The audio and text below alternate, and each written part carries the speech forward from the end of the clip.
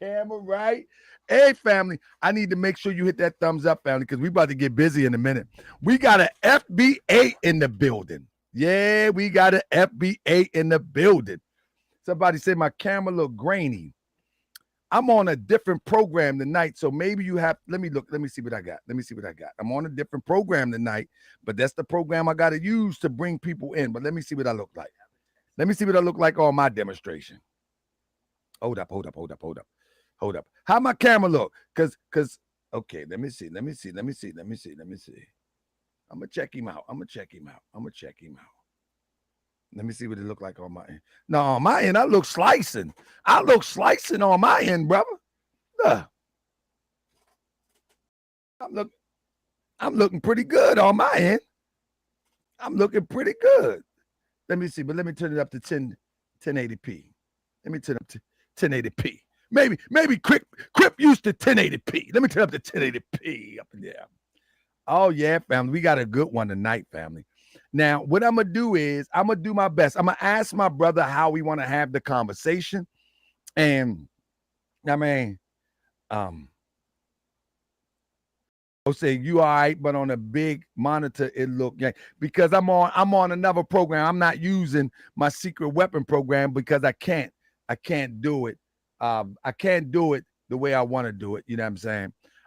When I gotta bring somebody in, I gotta use their what's name until I set up my secret weapon. You know what I mean? I got to use what I got to do. But family, listen, we're going to get straight to it, family, because it's 10:45 and we want to get straight to it. I got a brother in the building, and how this came about, right? He made a statement on Facebook, and I'm going to let him tell you about that statement. And the weird thing about the statement that he made is that it's it's backing the FBA concept, but I really don't know the in-depth. You know what I mean? Somebody say, turn my mic up. Hold on, let me turn my mic up. Let me turn my mic up. I really don't know how I sound now. I really don't know the in-depth concept that the brother is bringing to the table. I just know one thing. I know that the concept was created by Tariq Nasheed. I know that Tariq Nasheed created the concept um, for the cash register noise, and I know that people are jumping on it blindly and are not even educated on the matter. That's where I stand with it. Now, I'm gonna bring my brother on without introduction. I'm gonna allow him to introduce himself because I just met the brother. I just met the brother by the way of Facebook and making a comment on his thread. And I said, brother, we gonna keep this cordial and nice. You got mute. You got something. Yeah, can you hear me? Hold up. Is oh, there you go. There you go. You good? Oh, mute real quick. So again, I don't know. I don't know. You can hear me though, right? All right. So I don't know. Brother concept. I don't know the concept where he stand on, but like I said, I just know that what I stand on as it relates to our people subscribing to what would be known as FBA. And I stand on the unity of our people worldwide. And as you know, everybody know my position here, but I will get in deep into my position in a minute. And so I'm gonna let brother, I'm gonna mute myself and I'm gonna allow you to say whatever you want, introduce yourself. How did you come into the knowledge of FBA? Just, brother, say whatever you want to get out, and then you can yield the floor to me, and then I'll respond. The reason why, because we know that we have technical difficulties dealing with these airwaves, and we want to make sure that everybody's be heard. So when you finish, you can give it to me. Come on, brother.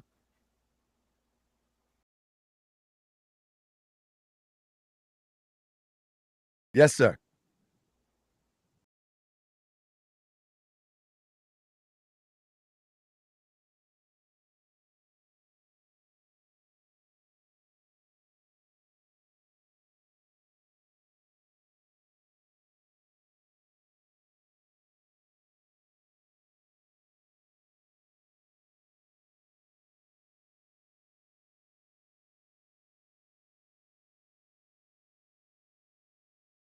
Be clear, bro. Say whatever you want. Just don't cuss me out and talk about my mama. Call it rhetoric. Call it whatever you want. Let's go.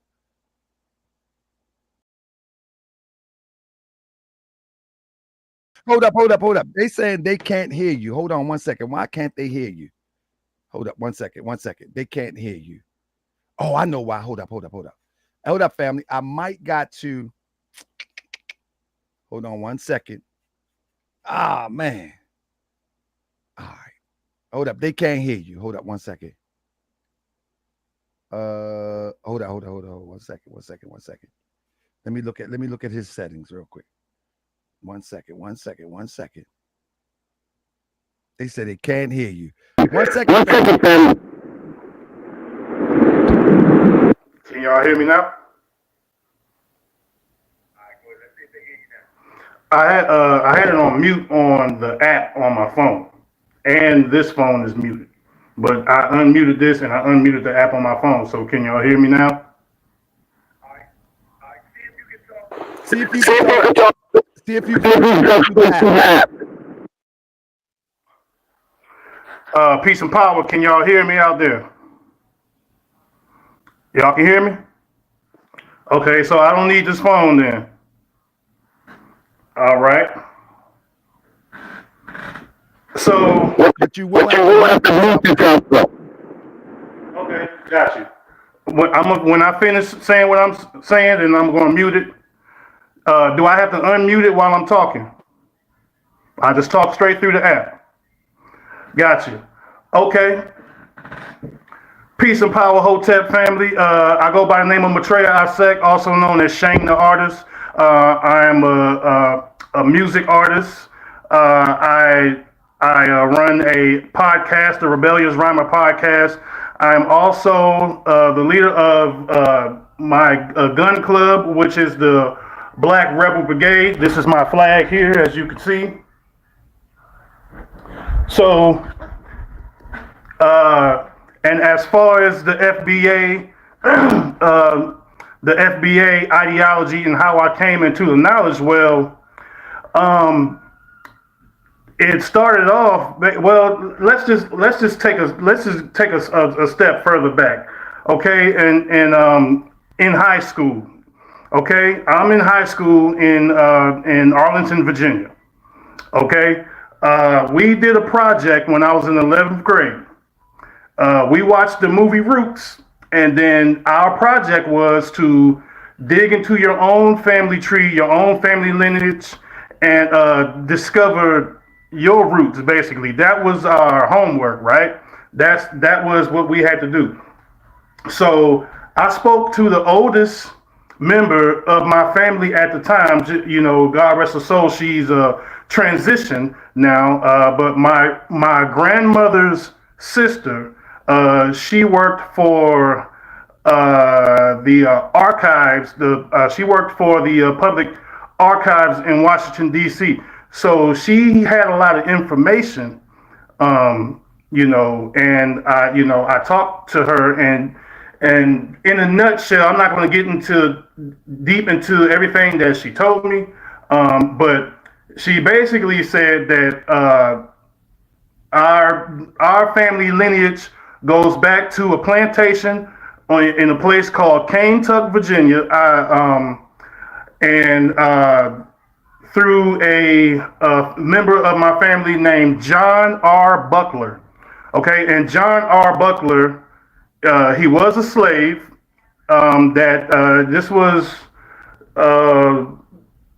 before 1865. I'm not sure the exact date, but she told me about John R. Buckler and how he escaped the plantation, and he during his travels outside of the plantation, he met a Native American woman who was a member of the Blackfoot tribe.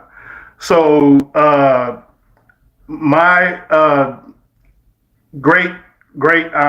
times grandfather, or whatever you want to call him, John R. Buckler, and his wife, he got together with a woman from the Blackfoot tribe. So, and that's basically how my family dynamic got started. Okay, and you know, there's a whole story. They got caught by the slave master. They were both they put the Indian woman in chains and slavery too. They whooped her with a thorn branch, and a thorn got stuck in her neck. All of this kind of So these are the stories that my aunt would tell me. The point that I'm making is, this is the typical story of your average FBA. It had nothing to do with Africa or coming from Africa or nothing like that. My lineage starts here, my immediate lineage. Now, if you want to go to ancient lineage, then yeah, sure. I'm sure I'm working on my DNA and all of that stuff right now, but I'm sure that I have some African lineage. All right, I can't determine exactly where or what tribe or whatnot, but I'm working on all of that. But my immediate lineage goes back to those killing fields in Kentucky, Virginia, with John R. Buckler. So that is why I resonate with FBA. Now, the logic behind FBA resonates with me because I'm gonna explain something to y'all. I live in Houston, Texas, okay, and there are a lot of immigrants. As I'm sure you see, you're close to Washington D.C. area. You see the amount of immigrants that's there in Washington D.C. Well, it's the same thing here in Houston. Now, I work with these people. I work with people from Angola. I work with people from Ethiopia. I work with people from Nigeria, Cameroon, all South Africa. I work for people, and every single one of these people who I talk to, they all kind of had I was on my Pan-African thing during that time. Excuse me. Go. I'm hoping that I'll be able to get this. Okay. But I'm having. Excuse me. That's my little son knocking on the door. But I was on my Pan-African thing back then, and I would talk to these African brothers and sisters and talk about the Pan-African Union and building and getting together. And the majority of these immigrants that I spoke with, they sound, when they would tell me their ideology, they sound like they were straight out of Fox News. They use the whole, the black population commits 50% of the crimes. We got all these baby mamas. And every single stereotype that white supremacy came up with, the same stereotypes will come out of these people's mouths as if they've been programmed to say these things. So that is one of the main reasons, and just the disrespect from people abroad who come to this country, a country that our ancestors built. They come here with disrespect, call us all kind of names, Jarir, Abib, Akatas, and all of these things. So the FBA is basically saying, enough with the disrespect.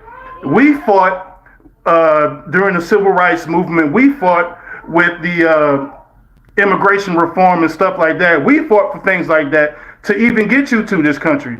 So FBA is basically checking that type of attitude, and that's basically what FBA is. We're also fighting for reparations and things like that. But it's the counteract of decades of disrespect, basically. I'll just land right there for now. If you want to add something else to that.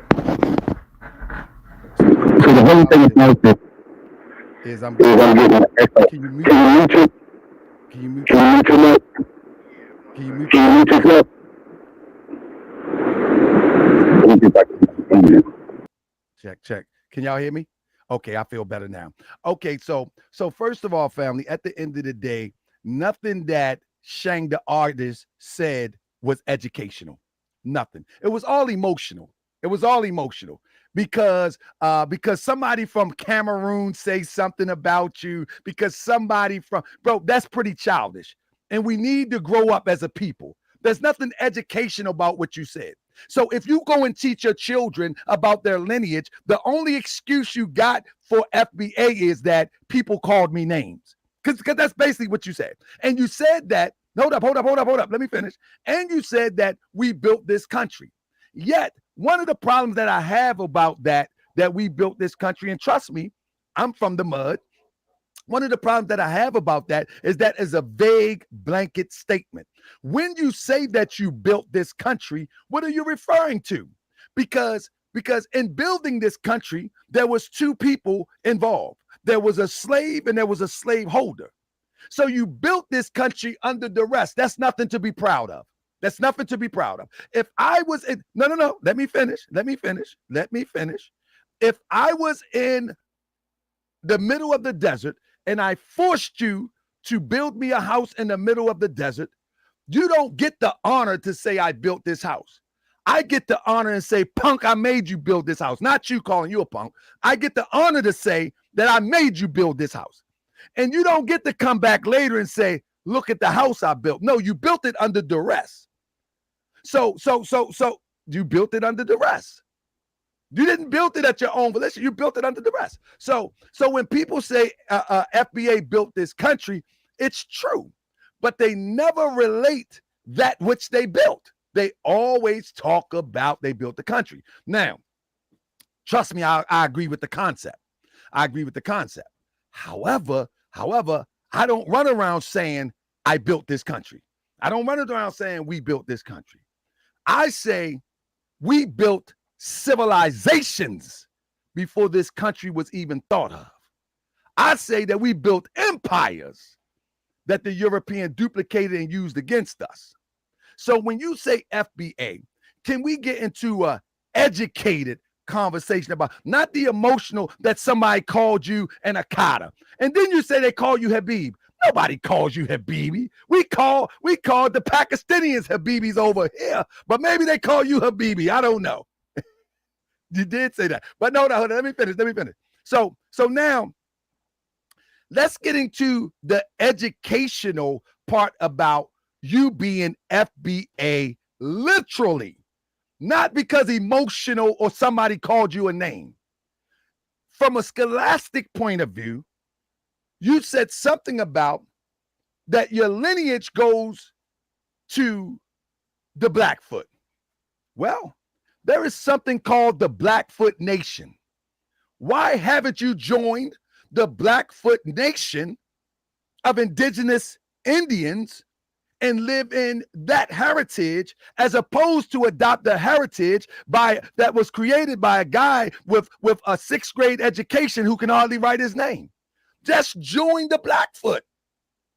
So these are just things that I'm throwing out there. And then I also want to get to the educated part of FBA as opposed to the emotional part of FBA, because what you have put out was the emotional part of FBA. So now, okay, but now I'm going to yield the floor to you but I want you to answer that question. Instead of adopting a 6th grade rendition of Lineage, why not just join the Blackfoot? They still exist. You do know that, right? They still got land. You do know that, right? They still have government. You do know that, right? So why would you transfer that rich history of indigenous Blackfoot for something that was created in 2018, 2019? Doesn't make sense to me. But here you go. Because the Blackfoot would be uniquely different from a FBA. They will be uniquely different because you say foundational Black American, which would give the indication that these Black people had no identity. And so they use the term Black, and that identity is associated with the plantation. But the Blackfoot actually have an identity that's indigenous to the land. So why not just go to the nation in which you say that you are truly a part of? I yield the floor.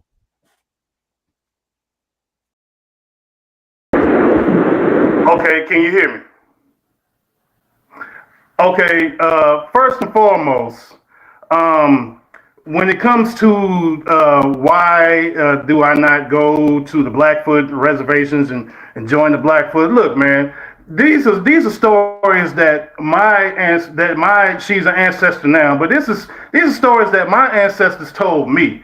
I'm not trying to walk around with feathers in my hair and you know and all of that type of stuff. I'm not trying to do all that. I'm not trying to assimilate Native American culture as what it is today, because most of the leaders of these tribes are pale skinned and probably not even Native American blood.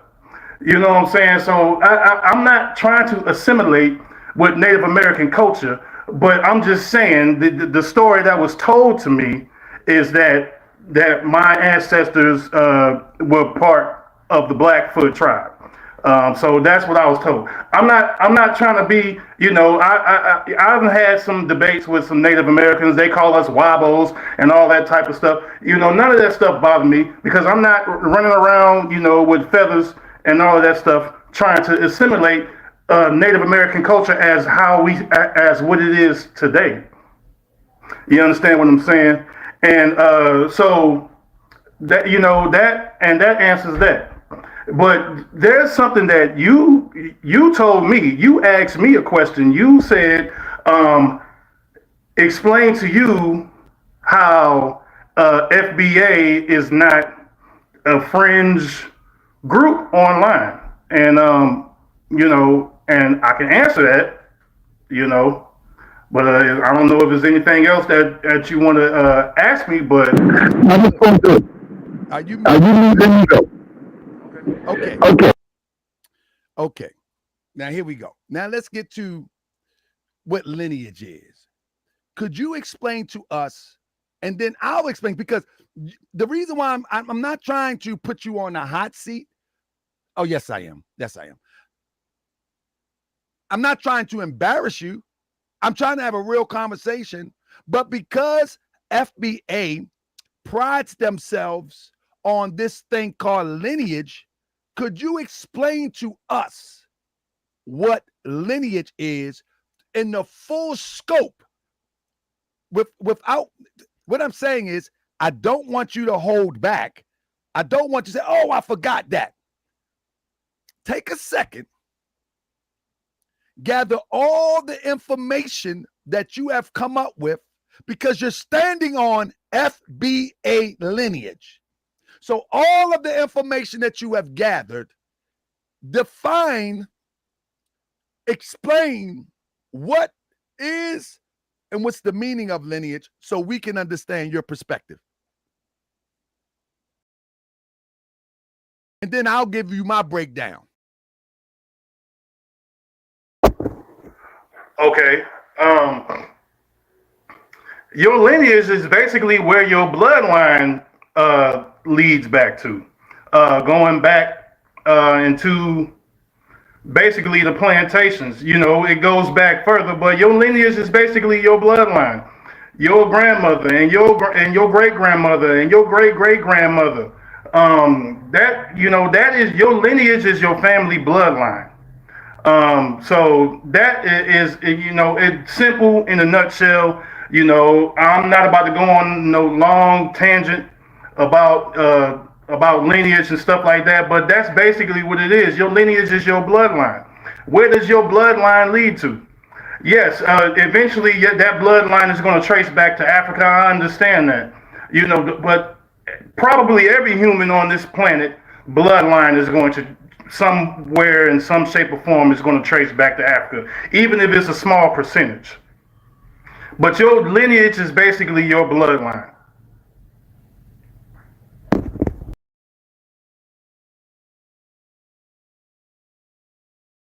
All right. So there you go.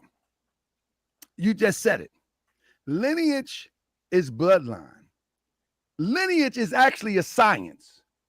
Lineage is actually a science. And you know what is the science? You know the science called when you're talking about lineage? It's actually called genealogy. That's what lineage is. Genealogy. So the science of genealogy doesn't stop at the plantation.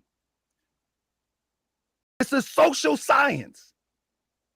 And the purpose of genealogy is to show people where the genes have traveled, the people have traveled, where they come from, and in a social construct, it gives a foundation to pinpoint great periods to live up to. That's what lineage does. When anybody traces their lineage outside this silly FBA thing, they're looking for great moments.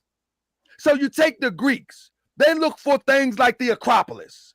They look for things of Greek mythology that they feel as though made them great. When you look at, check this out, even looking at stolen lineage, when you look at the Arabs that's in Egypt right now, they're trying to convince you that they are the original Egyptians. Why? Why? Because the greatness that comes with being an ancient Kemite, they can teach their children that they built something that no one else on the planet can figure out how they built. So they steal it. The European Jew, they trace their lineage to the Asiatic melanated people in the Levant, even though they're European. So they steal a history in order to teach them children that what? That they are the chosen people of God.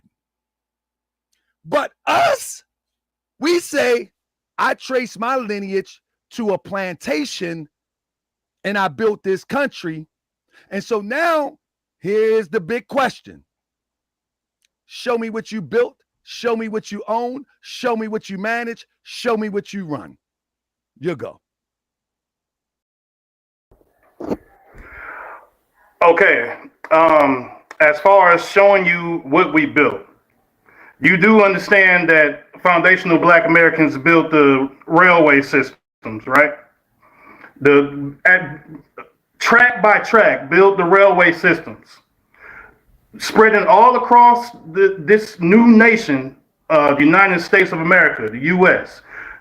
Foundational Black Americans built these railway systems. Now the Chinese would come in later and they would add on to what was already built by foundational Black Americans. And what they built basically just led to California. So you have the railway systems built by foundational Black Americans. You have over 50,000 patents, 50 to 80,000 patents built by foundational Black Americans, including the cotton gin, including Lewis Lattimore with the filament for the light bulbs. So many, I mean, I'm sure you know the history on a lot of that. So foundational Black Americans building Black Wall Street, building Wimbledon, building the Seneca Village, building Rosewood. You cannot say that foundational Black Americans have not built anything. And let me address something that you said earlier. You mentioned this. Okay, hold on. Let me get my shit straight. Let me get together. Excuse my language, okay?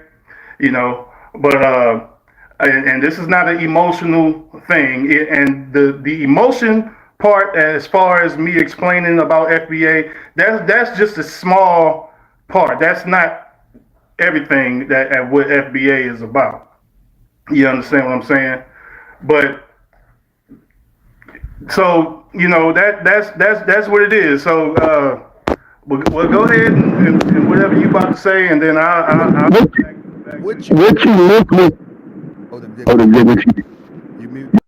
What you missed was a two-part question, kind of three-part. I say, what did you build, own, and manage today? That's what I said. Remember, I said I'm of the thought that we did build some stuff. I'm with you right there. But what have we owned, managed, or rather maintained from that building? And that was the question. You see, because when you build something under duress, it's not yours. It's not yours. You're building it for somebody else. And with the railroad track, you in slight error there because there was European slaves, indentured servants also building on these railroad tracks there. And the reason, let me finish. No, there's a history behind that. There's a history behind that. When they came up with the black and white construct, it was because the indentured servants of European caste were getting along with the slaves and they was plotting to overthrow the oppressor together. That history is written right in Jamestown. That history is written all throughout. And when they came up with the black and white construct, the black and white construct was instituted to let the European, quote unquote, white slave indentured servant to feel, there we go, Beacon's Rebellion, Sean Caesar in the building, Beacon's Rebellion was let the European feel superior over the African or the indigenous or the Indian. So right there, brother, there's an error right there, error of a margin. Now, you was unmuting your mic. You'll go. Yeah, you're talking about the Battle of the Bacon's Rebellion. Yes, I'm familiar with that history. But you have to be honest now. You're talking about like people like the Irish, and other Europeans who came into the country who worked as indentured servants. And they worked as indentured servitude. They did not stay slaves. They did not have chattel slavery practice on them. They did not have babies cut from their stomach and stomped into the ground. They did not. These were indentured servants. And once they did their duties, they were assimilated into whiteness, into white supremacy, and they received land and stuff like that with the Land Act and things of that nature. So you can't compare. And let me say this: there's no reason why FBA should not be proud of the fact that they built this country under duress or not. Doesn't matter. We still built this country, and that's something that we take pride in. Were we forced to do it? Yes, but we also did a lot of amazing things as we were building this country. So yes, we are basically claiming what we built. We are claiming it as ours, and I agree with that movement. So I think you misunderstood what I said. I didn't say that they was anything other than indentured servants. I said they were a part of the workforce in all intents and purposes. Who cares if they were Irish? Who cares if they were Polish? Who cares? They were Europeans and a part of the workforce. That's all I was making a point. I wasn't making a point that they were slaves. I wasn't making a point that they were brutalized. I wasn't making that point. I was making a point that during the ushering in of slavery, European indentured servants were on the chopping block too. But not, and when I say chopping block, I'm talking about the workforce. They were a part of the workforce. Now, maybe not on the level that we have been fed. We've been fed about Mammy. We've been fed about Uncle Tom. We've been fed Roots. You talked about Roots. We've been fed Roots. We've been fed all of these stories over. Roots not even true. Roots not even true. So the whole thing I'm saying is we're fed these things in order to conjure up these energies and not use our intellect. But now you said something about lineage. You said lineage you trace back to your grandmother and grandmother. My thing is that if you say that you have a story that grandma told you, without verification, it's nothing more than a story. But if you say that you're FBA, your leader gave a criteria of how to define FBA. Do you know how you define FBA?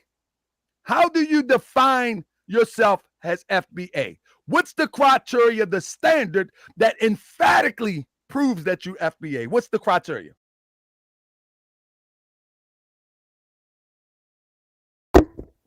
What's the criteria that I'm FBA? Is what I said before. Is lineage. It has nothing to do with. It has nothing to do with religion. It has nothing to do with. All it has to do with your lineage and where does your lineage go to? Does your lineage go to another country? Does your lineage go to Jamaica? Does your lineage lead to Barbados? Does your lineage lead to the Congo? Or does your lineage lead to the plantations of the northern hemisphere of America? And that's basically what it is. Is a real simple concept. A lot of people like to make it confusing and try to throw a lot of loopholes in there to trip it up. It's real simple. Either you're FBA or you're not. Either your lineage goes back to those plantations or it don't. And it's real simple as that. The creator, FBA was created, it was a concept created by Tariq Nasheed. It was a concept created by Tariq Nasheed. Let's be clear. That's number one. And in that concept, he gave a criteria. So for you to be FBA, you must fit the criteria. You can't make up your own criteria. It's like any other system of learning. You have to fit yourself into the construct. You can't make something up. It's not that you made something up because what you said is true to the concept, but there is a definitive criteria. And that definitive criteria is that you must trace yourself to the 1870 census. That's or one of your parents. You understand? So what you're saying, right? So what you're saying is what most FBA people saying. They're painting it with a wide brush, with nothing definitive. Not even the creator has showed us his census papers. Not even the creator, Tariq Nasheed himself. He haven't even showed. No, if I'm going to create something, hold up, brother. If I'm going to create something and create a criteria, I should be the first to show that I meet the criteria. So no, you said no. Let me. I'm gonna let you talk again. And you said why?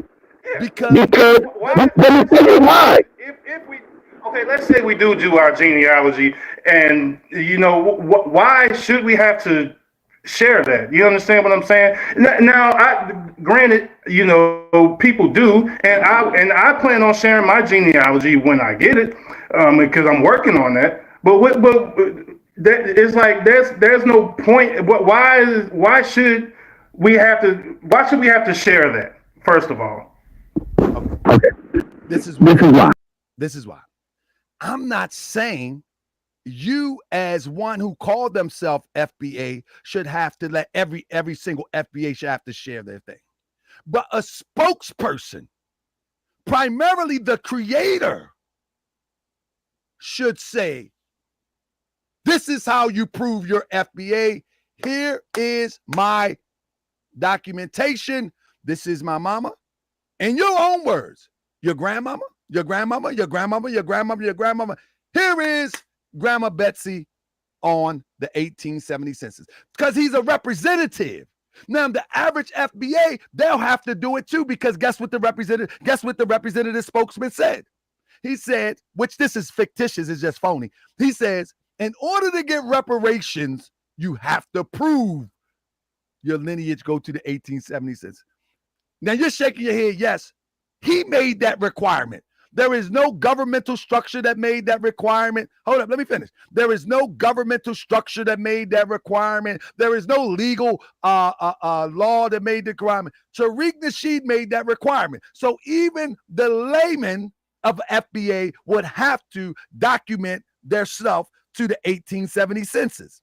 The point that I'm making here, you're on Morse World TV as a spokesperson for FBA tonight. And you should be, out of all people, just like I'm a Moorish American. I'm a spokesperson for the Moorish Scientific of America. I'm obligated to show you the standard in which I'm teaching. I'm obligated. And I'm saying that the spokesperson should be obligated to show people how it plays out. So a Tariq Nasheed, Afro Elite, all of these people with these podcasts, because if that doesn't happen, guess what? A Nigerian can speak a good English accent, can say they FBA, and they ain't got to prove nothing to you. They could do it, and they don't have to prove nothing. So I'm talking about spokesmen and representatives. That's what I'm talking about. I'm not talking about every layperson. Spokesman and representative should be showing and proving that their ancestry goes to the 1870 census. Take the floor, brother. Okay, I hear what you're saying, but first and foremost, we foundational Black Americans, we know each other. We know who we are. We know our lineage. Just by stories alone, you know, Black Americans keep good documents. Grandma keep the documents under the mattress. Your auntie and then kept your birth certificates and you know, your IDs and all this stuff, and you know, the little birth certificate with your little feet on them. And man, we know each other. We know who we are. If we have lineage that goes outside of the country, we would know that and we would take pride in that. But we do not. We don't. I'm speaking of FBAs. We do not. If we have lineage that goes to Nigeria, that goes to Ghana or whatever, or we had our grandma lives in Ghana, or our cousin, I cannot pick up the phone and call any family member in Ghana. I cannot. But I can call my auntie in DC. I can call my cousin who I just talked to, who lives right there in Baltimore. I could call him up. I can talk, and as a matter of fact, my cousin in Baltimore, it was his grandmother who worked for the Washington D.C. Bureau as you know, who would store the information and stuff like that. So that's where I got my information from. So you know, we know each other, bro. You know, and that's just what it is. You know, and I hear you when it comes to a representative should present what they say. When it's time to get them reparations checks, you know, and then we'll start presenting some damn paperwork up in here. But as far as presenting some paperwork to people who just want to antagonize you and have an issue with FBA just because of a certain person made up a name for it, you know, I don't feel the obligation to do that. Now, me personally, I would, and I plan on it. And also, by the way, you know, the term, that FBA term, yes, it was created by Tariq Nasheed, but it was just basically a spin on what was used before. Before that, it was ADOS, you know, and, you know, a lot of us kind of backed off of that because they classified themselves as a group and with leaders, and you have to basically sign up and you have to go through them to join this group. FBA is not a group, it's simply a lineage. You understand what I'm saying? So, and before ADOS, you had our good brother, Dr. Claude Anderson. He used to use the term Native Blacks. As a matter of fact, you can hear him. He was on the Breakfast Club, and he was explaining the term Native Blacks. And I believe the reason why Tariq Nasheed came up with another term to use for that is because when we would use Native Blacks, I used to use Native Blacks and you know, and stuff like that. I did. I've used it before. But that would confuse people, and they'd be like, "Oh, what do you mean, Native Americans that are dark skinned? You mean the red natives?" So it became kind of confusing. So the term FBA to me is a better fit. Yeah, it was created by Tariq Nasheed, but let me explain something to you. Just because a man created something, that does not mean that he is the leader of something. He's not our leader, first of all. Okay, the term FBA grew legs on its own and it's taken off. Okay, Tariq Nasheed or not. If Tariq Nasheed, you know, pass away, you know what I'm saying? FBA, that term FBA is going to live on. It grew legs on its own. So yes, kudos to Tariq Nasheed for creating that term FBA though, because FBA is a Trump type term and it cannot be colonized or and stuff like that. So that's why I choose to use that term. So. All right. Now let me say I'm not an advocate of ADOS, but I will tell you that ADOS is not, as they describe themselves as a lineage, they're merely organizing so they can address the reparation issue. You can't address the reparation issue without an organized effort. So you're really mixing apples and oranges. I don't believe in ADOS concept either, but I do know that the ADOS concept is no different concept than the FBA. The only addition to ADOS is that they're organizing, in their words, they're organizing for reparations, not organizing for lineage. So you have to understand the difference. There's a difference. There's a difference. See, the creator of ADOS, she's saying that this is your lineage, but in order to obtain reparations, we need to organize, and that's true. That's true. You don't get reparation without a concentrated effort and a step-by-step program to get from a conversation to the money being dropped in your bank account. So that's what the organization is all about. So, and I don't agree with none of it. I don't agree with none of it. Now back to your point about FBA. No, I don't agree. I don't agree. I believe it's all a hustle. I believe it's all a hustle. It's all a hustle. It's all a hustle. That's what I'm telling you. Whether it's sister with the ADOS, she's a podcaster, no different than me. She's a podcaster. And she will say emotional talking points in order to further her celebrity of podcasts. And the bigger her celebrity get, the bigger the audience get, the bigger the donations get, the bigger it's an ecosystem. No different than FBA. FBA is an ecosystem. Create the term FBA, get brothers like you to be proud of FBA, and the next thing you know, there'll be products, and at some point, there'll be services, and at some point, there'll be a pride built around the FBA concept in the psyche of FBA, and it'll be an ecosystem that provides the person who have established FBA, copyrighted, trademarked FBA with the money bag. That's what it's all about at the end of the day. And this is how we know. Every concept that Tariq Nasheed brought through the table has been a money grab. There is not one thing that Tariq Nasheed has done, and he has a history. See, and this is the problem. All we got to do is study history. When he came with the MacBooks, he never was a pimp.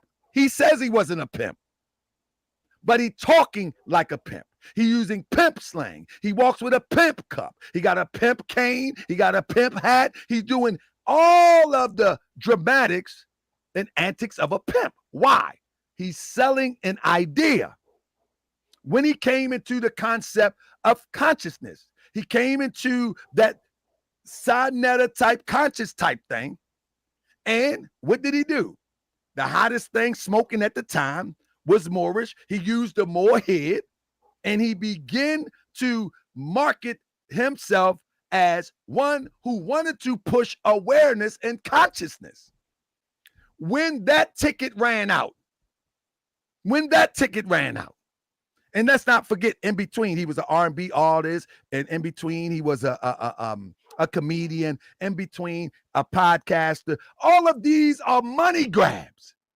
But when each one run its course, he grabs onto another one. FBA is no different. The only difference between FBA and MacBooks is MacBooks was marginalized. FBA can be nationalized, which means nationally more people can gravitate to it because we are unique from our experience here in America. And now the preacher can sell you a pie in the sky and you will spend every dime in that pan, but you ain't gonna never get that pie in the sky. Go ahead, brother. Come on, man. Come on, man. So let me ask you this then. So do you agree that we live in a capitalistic society?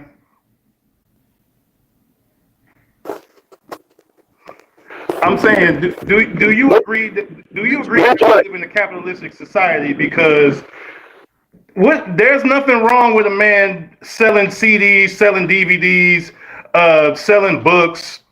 There's no problem with that. I'm sure you have products that you sell too, brother. So, we shouldn't demonize a man for making money. You know what I'm saying? I don't have a problem with a man making money. Now I hear a lot of people, including yourself, call Tariq Nasheed a grifter and all these things. And I just don't see that, because it's not like he's out there asking for donations and then you don't see where the money is going. You see where the money is going.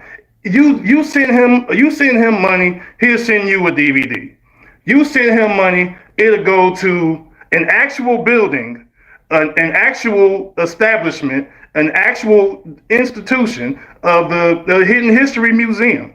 So so he sell things. So what? I mean, I don't see what the issue is with that. Okay, let me explain to you. You said you send him money, he send you a DVD. One part you left out. People donated to make the movie. So now the people that donate to make the movie, they also got to buy the movie.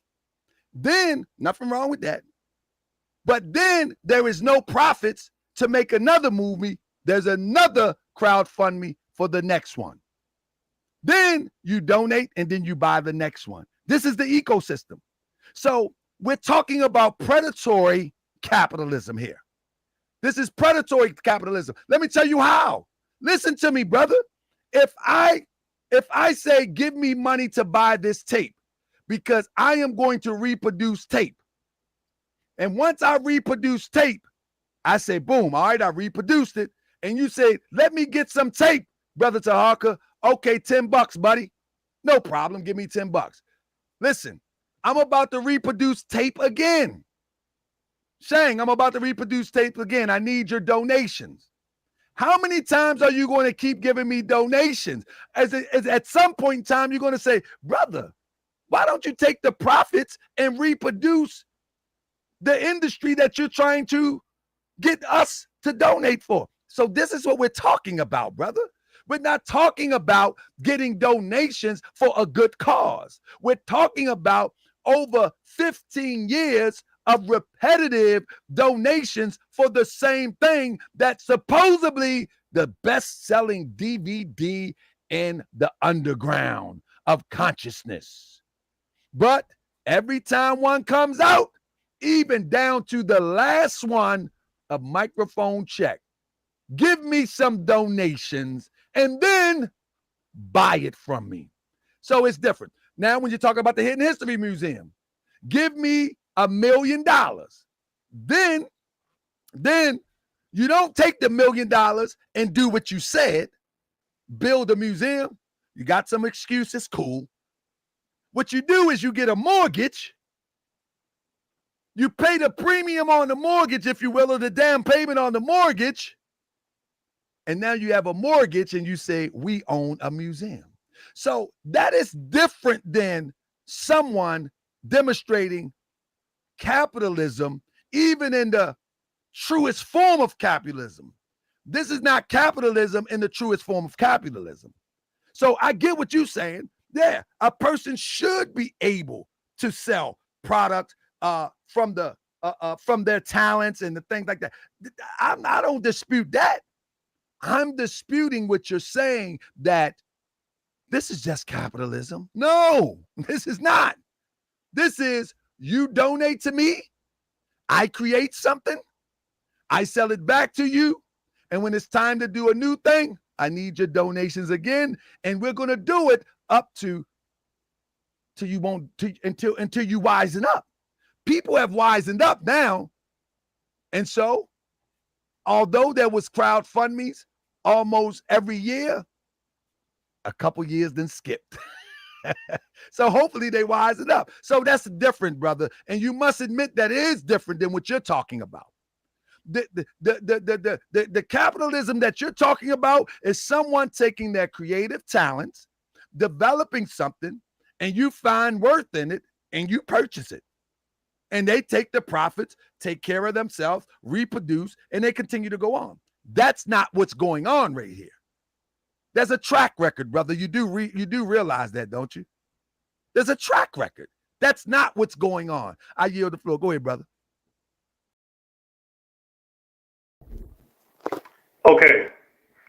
You do know that in business, 9 times out of 10, a businessman is not going to, if he can help it, he is not going to spend his own money on his business. He's going to use credit cards. He might do a crowdfunding. It just depends. So to say that, that he creates a crowdfunding every year for a DVD or for a book or for whatever he wants to create, he create a crowdfunding for it. It's the people's choice if they want to give this man $1 or not.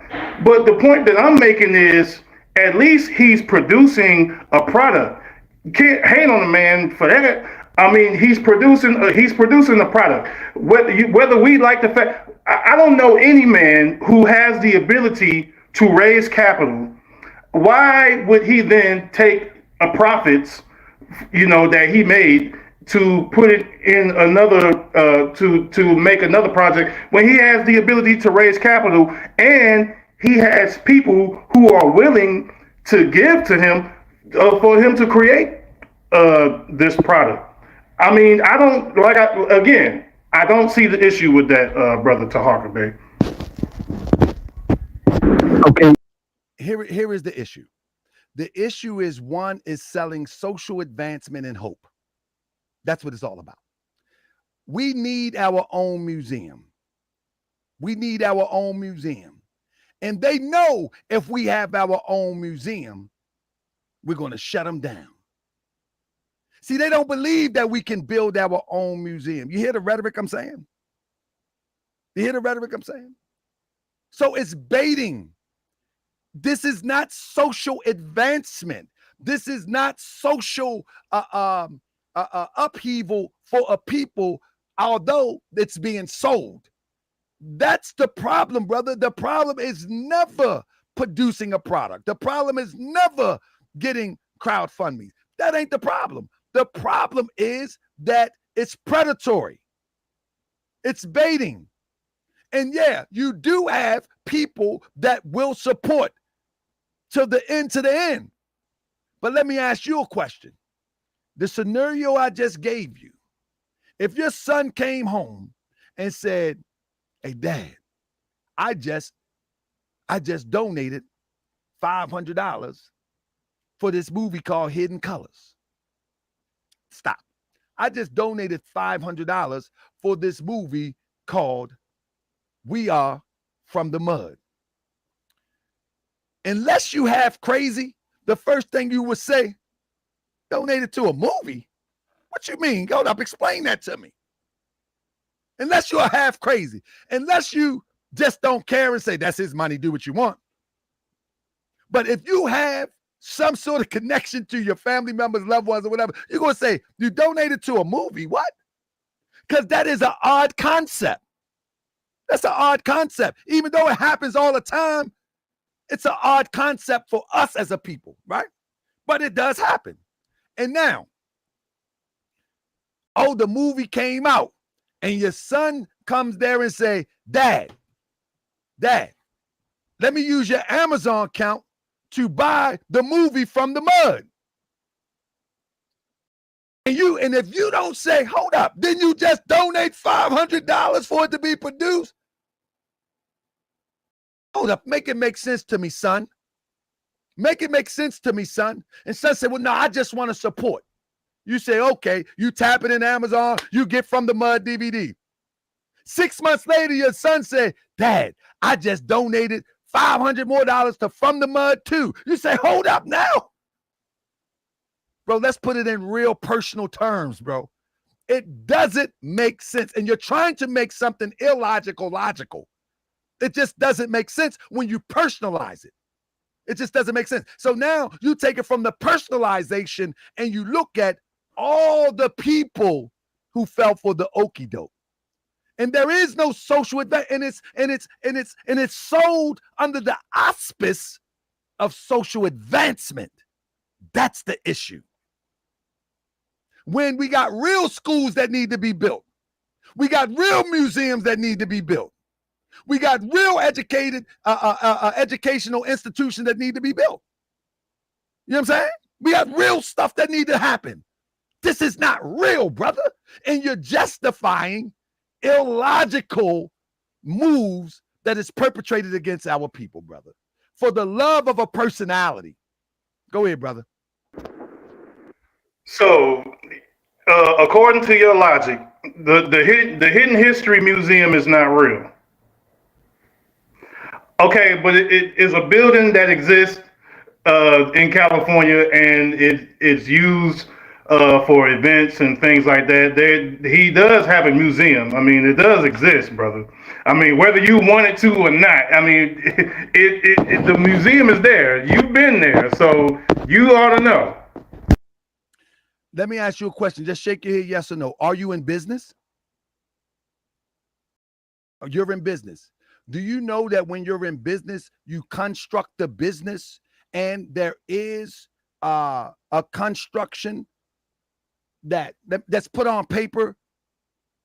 There is no business called the Hidden History Museum. Did you know that? That building is owned by Melanoid Nation. Did you know that?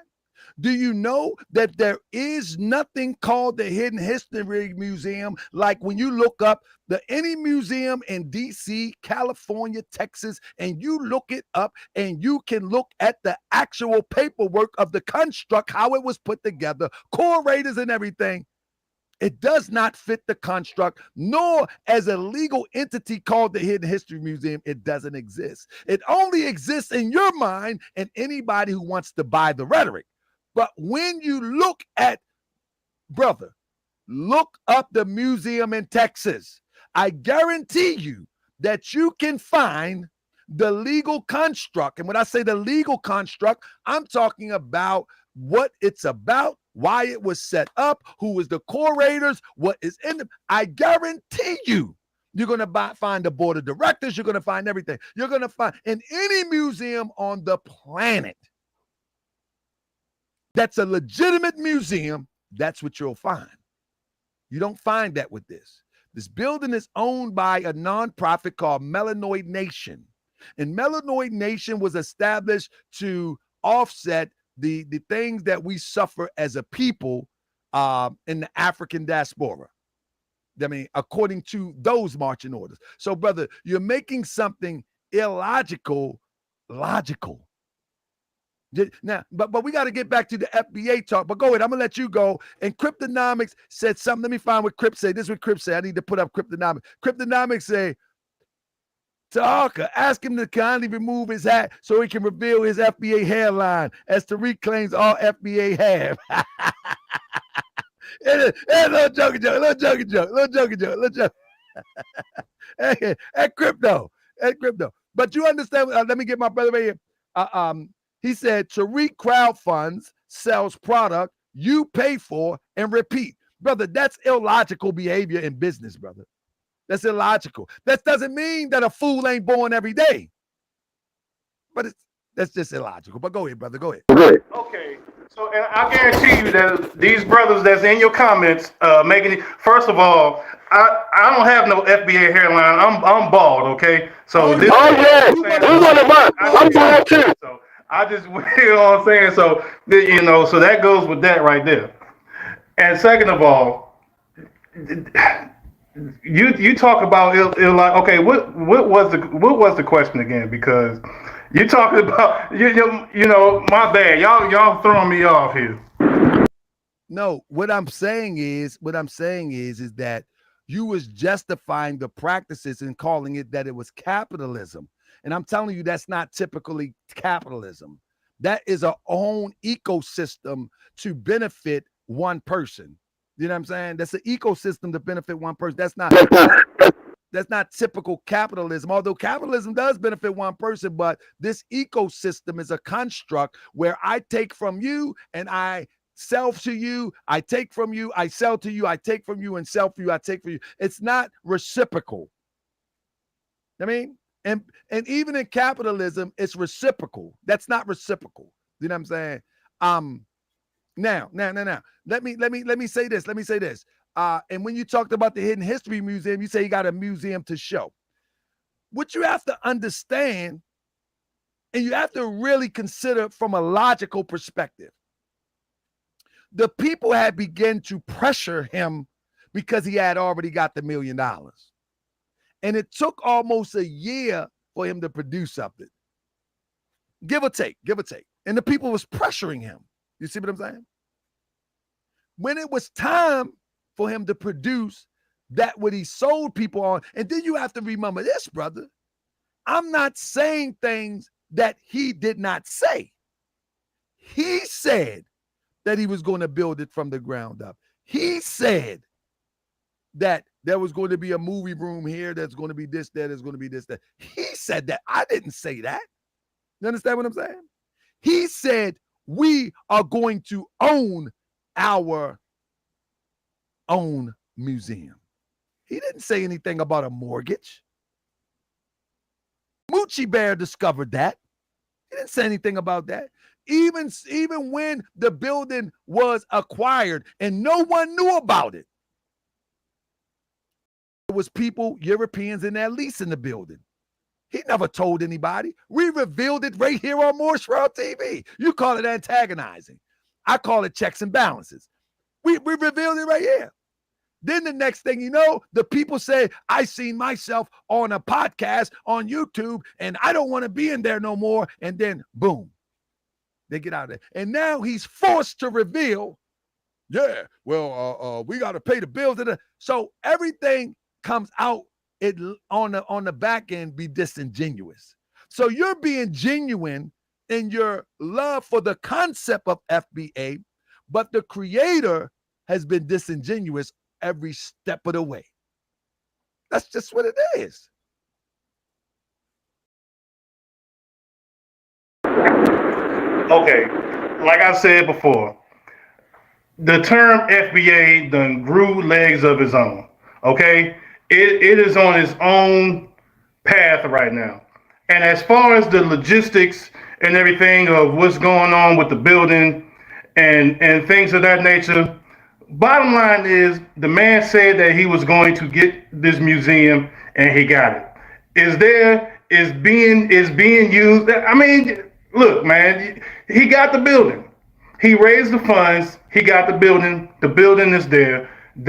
He's using the building. I mean, whether he owned it or not, I don't know the logistics of if he's paying it off or whether I really don't know the logistics.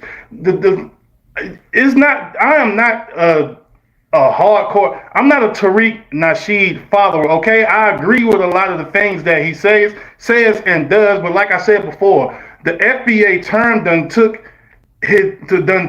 grew legs and then went off on its own path.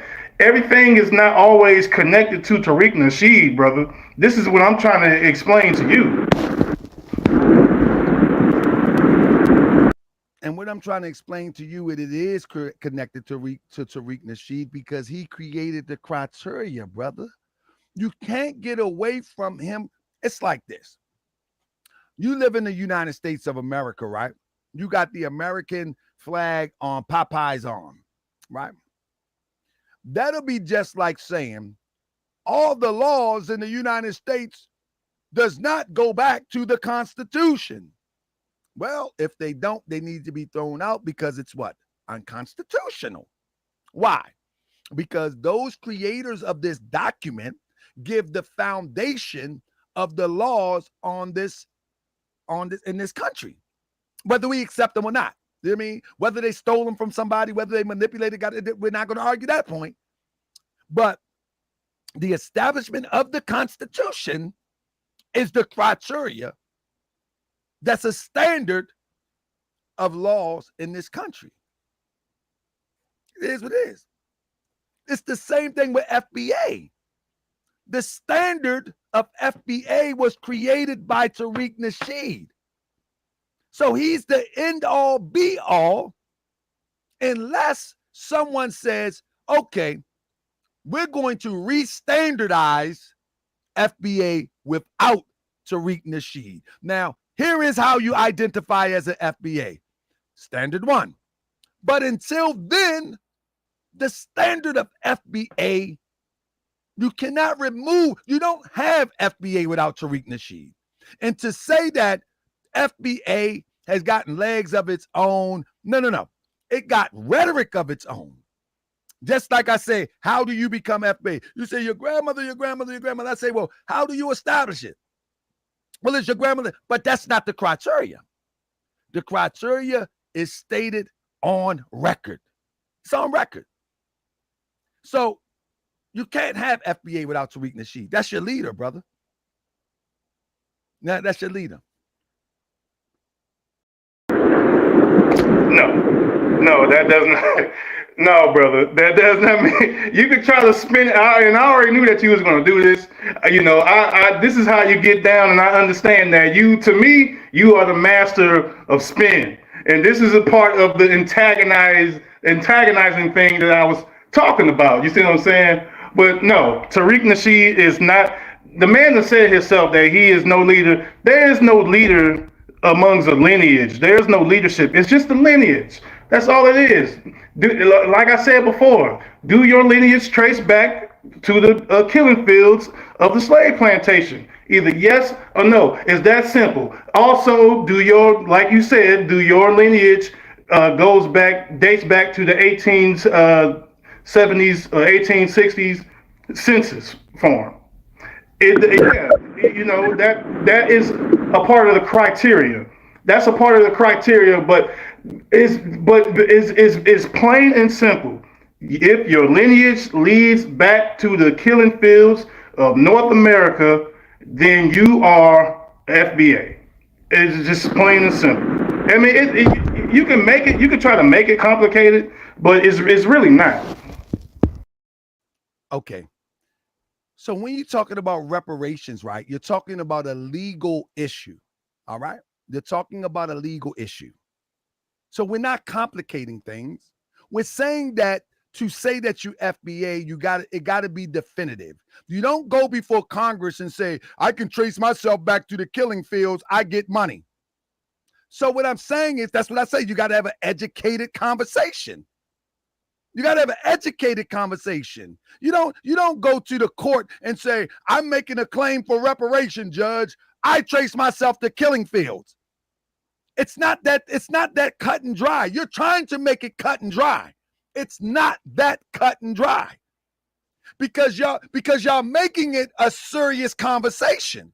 So let's deal with serious information.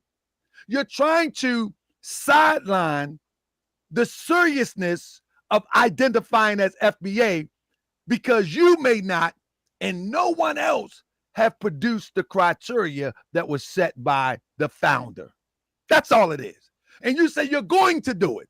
How? But you accepted something, without even verifying that you are that. You're verifying it by stories. No. Hold up. It's good. That's a good start. Don't get it twisted. That's a good start. But what I'm saying is, if it's that serious, where we not Jamaican and we not Haitians and we not descended from this and we not descended. What is so complicated about producing the documentation? And I'm not speaking about you. I'm speaking about all of those that got these big mouths. It's so complicated. Secondly, back to lineage. When you look at Jamaicans, right? And you say, what is the Jamaicans' lineage? Do you think Jamaicans start and stop in Jamaica? Of course not. They still see their heritage in Africa. Even though in Jamaica, they just as unique as anybody. Speaking patois, they just as unique as any other nation of people. But their lineage goes right back to the continent. And not scared to tell you. Why? Because they understand the greatness that comes with it. Haitians. Many of the people in Haiti, of course, they identify proudly as Haitians. But when you talk about true lineage, they do not deny the fact that the origin of their kind is in Africa. We, hold up. We, from the institution of slavery, been taught to deny the greatness that comes with our connection to Africa. The greatest stronghold of, and I'm gonna use the term black people, before the European came into dominating the planet, was black Moors from North Africa. That was the last stronghold of any people, dark complexion. Dominated. And not only did they dominated right post of the Roman Empire, where they thought the Roman Empire would never fall. And it was the Moors to bring collapse to it. So the whole thing that I'm saying to you, brother, to teach your children that greatness began at the plantation is a horrible error.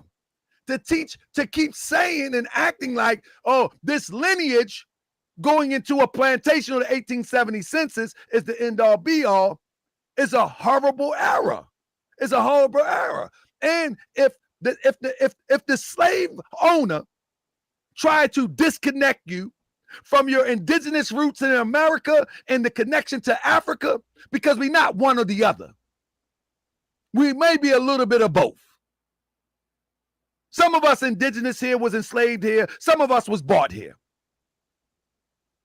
But whatever side or spirit that you choose with, the slaveholder, his job was to make sure you disconnect. And now FBA perpetuates that disconnect. Let me tell you why. FBA perpetuates the disconnect. Because majority of the countries that's been under duress and occupied by Europeans, Tariq Nasheed have visited. Even you went to ancient Kemet.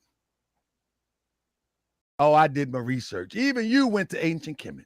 Why would you go to ancient Kemet? Why? You know why? Not because you was RBG. Because the spirit led you there. The spirit led you there. So the whole thing about FBA, FBA, you don't have to be FBA to honor your uniqueness here. Your uniqueness here is unique here because of our experience, regardless what you call yourself.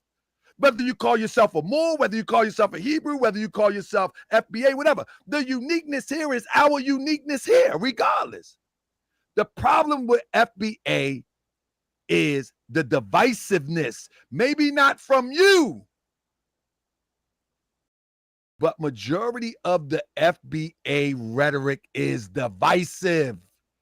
And the problem with that divisiveness is we have the same occupier, the same oppressor that you want to divide against each other. And not you per se, but I don't know if you're on Twitter. I don't know if you're in these spaces. FBA rhetoric is divisive. And just because a colonized mind call you an Akata, so what? His mind is colonized. And if you are got a slave mind and you say, okay, you booty back scratcher, we done went back to childish antics. When in fact, brother, I want to say this, when in fact, the European Union, let's look at the math, right? Let's look at the math real quick. If you want to talk, just put your hand up. I'll stop. Just look at the math real quick. There is not a country of our people without European influence in it. Not one on the planet. Not one. There is not a so-called black country on the planet without European or colonialism influence in it. Not one. But I can show you European countries that don't have our influence in it. And then, to top it off, they are able to unite and have distinct identities, distinct boundaries, and distinct aims and goals, and able to unite and dominate you. Yet we are having a petty argument about FBA while we're being dominated. We're not being dominated by Haitians. We're not being dominated by Nigerians. We're not being dominated by anybody from our family lineage. We're being manipulated. And their manipulation then caused confrontation. But we're being dominated by Europeans. Go ahead, brother. You go. Okay. First, let me address you said that FBAs we're being, you didn't say the word xenophobic, but that's basically what you're saying. We're being xenophobic. We're being divisive.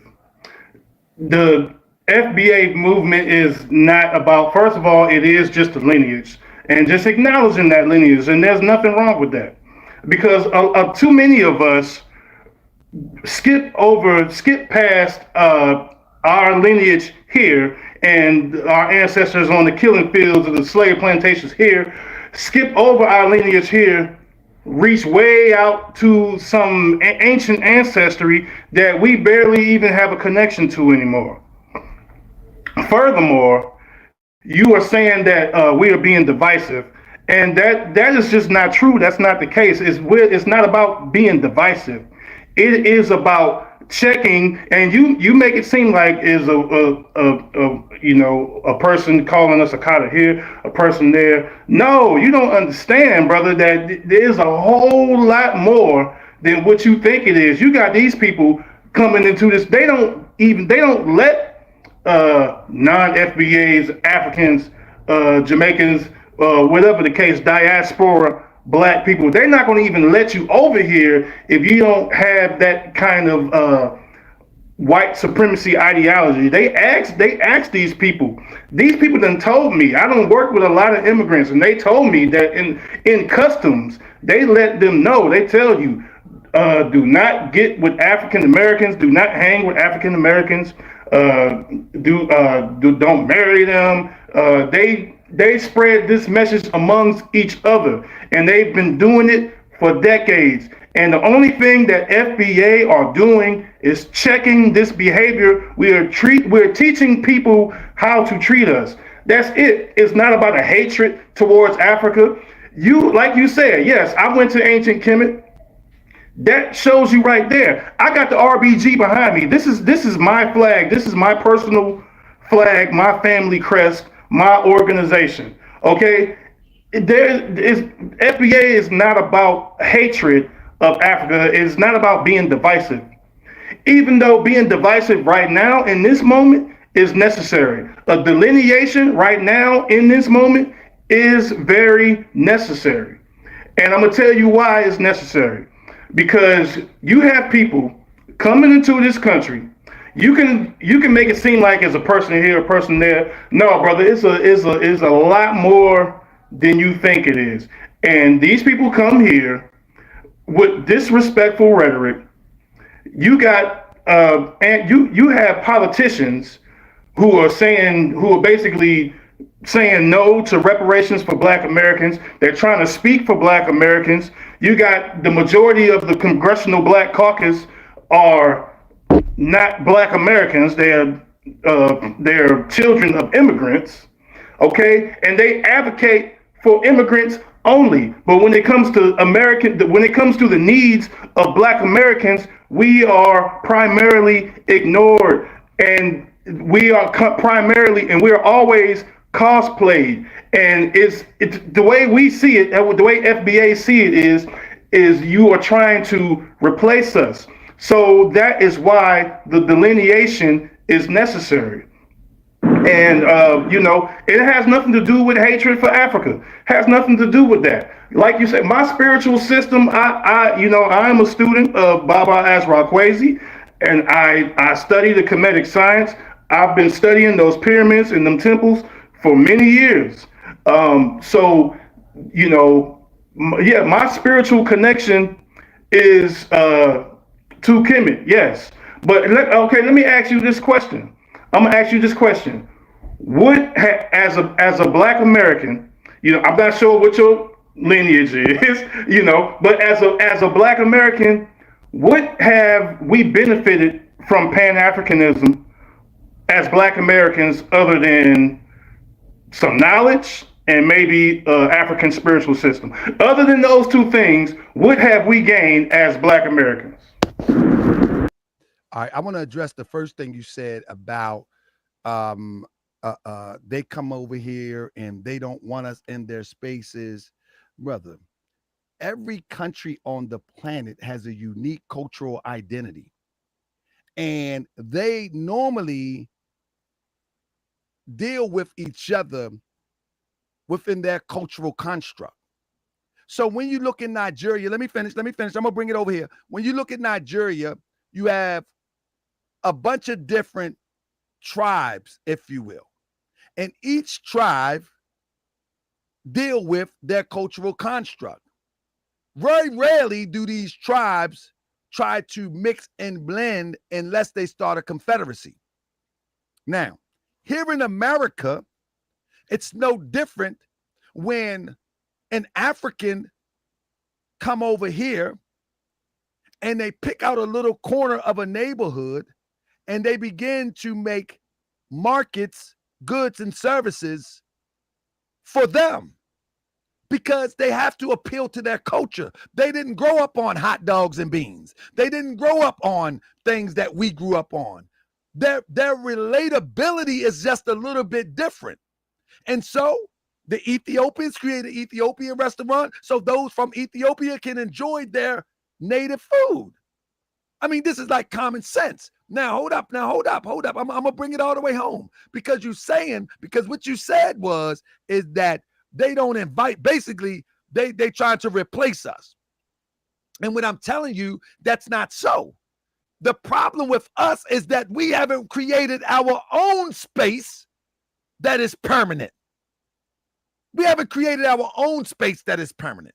We haven't created our own food. We let Chinese people sell us chicken wings in every city I've been. We let Koreans sell us chicken wings in every city I've been. You ain't never seen a brother trying to sell tacos unless they had an upscale restaurant and they got to make some fish tacos, flip them. So what I'm saying is that every group of people maintain a cultural integrity. And they don't have to let you in. But they don't make them your enemy. One second. And then the second thing that you said, you said when they are in Congress and they do this and do that, they are supposed to look out for their own. You are supposed to get yourself organized, get on the table, get at the table instead of being on the table. You cannot blame someone with a cultural difference to get over here, and look out for their own people and say, they don't look out for us. That's a slave mentality. Here in Baltimore, you have the Indian people from Pakistan and India. Here in Catonsville, they carved out an area of their own. They're getting their stuff on certain boards, community boards, political boards, and they're moving legislation. What grown man would I look like saying, now they are in power, they're not looking out for us? I sound like a wimp. The problem is that we haven't taken our place in the affairs of men. And we expect an African to get in power, whether Nigerian, whether Ghanaian, or wherever, and then represent for us. No. Charity starts at home. And you can't be mad at that. We need to step up and stop saying, I'm not a group, we don't have no leader. Organize so you can represent for us. And that will change everything. Go. Okay. First of all, I don't have an issue with people from the diaspora coming to this country and building with their own and opening up restaurants and whatever it is doing, because essentially they're not doing anything that Black Americans have not already done and is still doing till this day. So there's no issue with them coming to this country and assimilating with each other.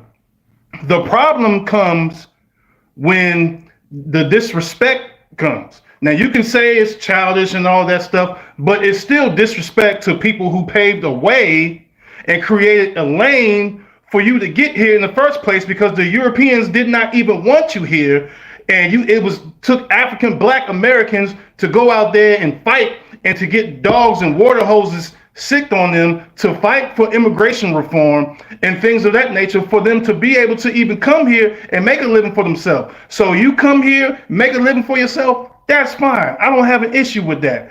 But when it comes to the disrespect, when it comes to showing up at reparations rallies and crashing out the reparations rallies, when it comes to trying to speak on Black Americans' reparations, when it comes to groups like CARICOM, who's fighting for reparations, and they do not include Black Americans in their reparations fight, but yet and still the president of CARICOM is trying to interject herself into Black Americans' reparations claim.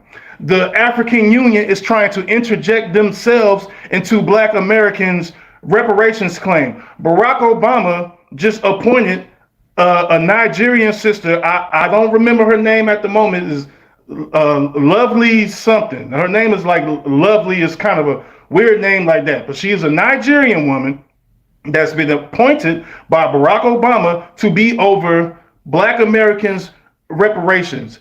You have people from the diaspora, like I said, they are in Congress and they're in positions of power, just like Black Americans are. And, you have people saying stuff like, oh, we need to get rid of Black History Month. Oh, we need to, it's always an attack on us. It's always an attack on us. That's where the problem comes in. I don't have an issue with people coming here and assimilating with themselves and building and trying to make a way for themselves. That's not where the issue comes in. The issue comes with the disrespect. You understand what I'm saying? So, all right. The reason why I find all of this disingenuous, I find it all disingenuous, because the original attacker is never addressed. The original attacker is the one that controlled the legislation that gets bills passed. Majority of them are Europeans. The original attacker controls the curriculum in your school. The original attacker controls your taxes. The original attacker is right now sending police into neighborhoods to harass people and what's going on.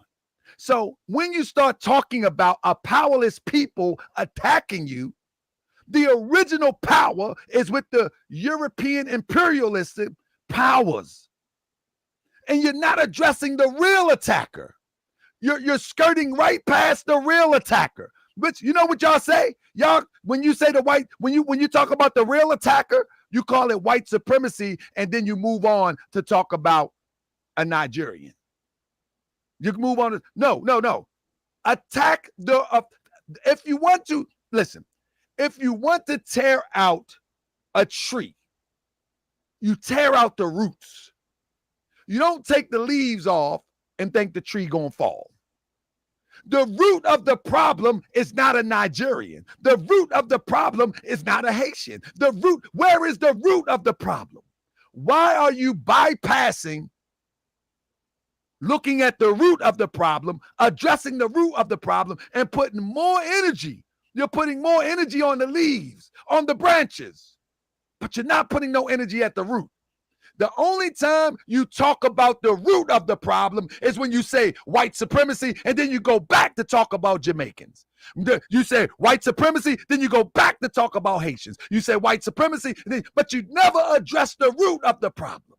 When will you address the root of the problem? The root of the problem is that Europeans right now is running around in neighborhoods harassing our people. That's the root of the problem.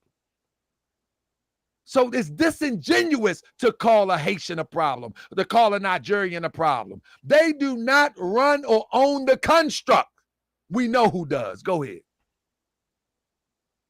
They are not the root of the problem. I agree with you. But they are still a part of the problem because they are being used by white supremacy.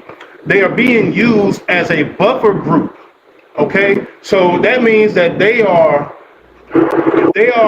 giving these people certain talking points. They're giving these people certain things to undermine us. Okay, they're being used as a buffer group. So yes, I agree with you. We have to attack the main source, which we do. FBA acknowledged that. Okay, I like to use the spider web theory. Okay, when you're knocking down spider webs, there's a spider web here, which is tethers and immigrants trying to assimilate and undermine Black Americans. You got this over here. You got these different spider webs, but we have to attack that spider, and that spider is white supremacy. I understand that, okay?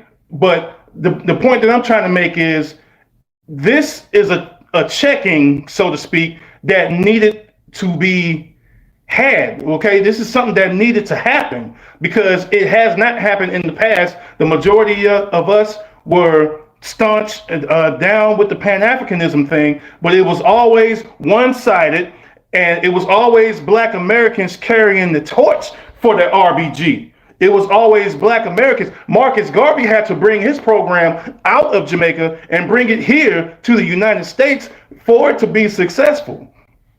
So it's Black Americans, it is FBA who carries the torch of the RBG, and I don't care what anybody say. Black Americans, the RBG, that's our flag, because we are the ones who kept it alive, and we are the ones who's keeping it alive now. We're keeping this Pan-African flag alive now. So the point that I'm trying to make is necessary to delineate, and it is necessary to attack this particular spider web because these people is being used as a tool from white supremacy. They're being used as a buffer group. So yes, it is necessary to attack them. No, that doesn't mean just focus on them. Focus on the diaspora. Focus on the people that's coming in to the country and disrespecting, and just skip over the main cause, which is white supremacy. We understand that. FBAs understand that. But the tether thing and the people coming here with the disrespect and all that stuff, it has to be checked. We have to teach these people how to treat us and to have a little bit more respect when they come here. So, and that's all that is. Okay, that doesn't mean that we're not fighting. That doesn't mean that we're not still fighting against white supremacy, but we are. But we have to break their tools as well. Let me backtrack to you say, what did Pan-Africanism accomplish? I can't believe that you said that. I can't believe that you said that. Do you really mean that? You really mean that? Like, what did Pan-Africanism accomplish? You really mean that? You mean tell me that you claimed Pan-Africanism and you don't know about Jomo Kenyatta? You don't know his accomplishments? You mean you know Pan-Africanism and you don't know Kwame Nkrumah? You don't know his accomplishments? You mean you know Pan-Africanism and you don't know who else? You can have Haile Selassie as a Pan-Africanist. You don't know their accomplishments? You don't know about the WIC program that they use today? You don't know about all the schools? You don't know about, I mean, you mean tell me that you claimed Pan-Africanism and you don't know any Pan-Africanism accomplishments? And you think Pan-Africanism is just rhetoric talked in America? No, Pan-Africanism is a spirit, brother. It's an energy. It's a connection. It's a connection, brother. It's not even, listen, each and every person demonstrate their portion of Pan-Africanism a little bit differently. However, the objective is the same. A unified Africa, which each and every person have their unique take on walking towards liberation. So Pan-Africanism is not the YouTube Black Power and the RBG flag. Pan-Africanism was and continues to be a group of educated people. These are authors. These are school builders. These are community builders. Bro, I don't know why you got caught up in the Sonetta RBG stuff, because that's what you sound like when you say Pan-Africanism. It's very clear that you have bit the talking points of FBA spin on Pan-Africanism. But that's not Pan-Africanism. You have people today with institutions surviving from when Pan-Africanism was on the front page. And just because Pan-Africanism is not on the front page today, that doesn't mean that the people in the institution and the ideals of Pan-Africanism is dead. I was just around hundreds of people. Come on, brother. Okay. Let me say this then. You just proved my point by what you're saying, because you did not name anything tangible that we have received from Pan-Africanism. Bro, people receive WIC every day. When the diaspora come to this country, they get tangible benefits. Okay, they get set-asides, they get goodies, they get checks, they get money, they get food stamps, they get welfare, they get housing, they get the DACA program, they get sanctuary cities, they get tangible benefits they benefit from Pan-Africanism a lot more than we do. That's why I say it's one-sided. So we go to their country, we do not get all these government set-asides and things. We have to drop a bag in their country. If we decide to move to their country, we get charged more. We get charged more for land. They can take their land away from us whenever they're ready.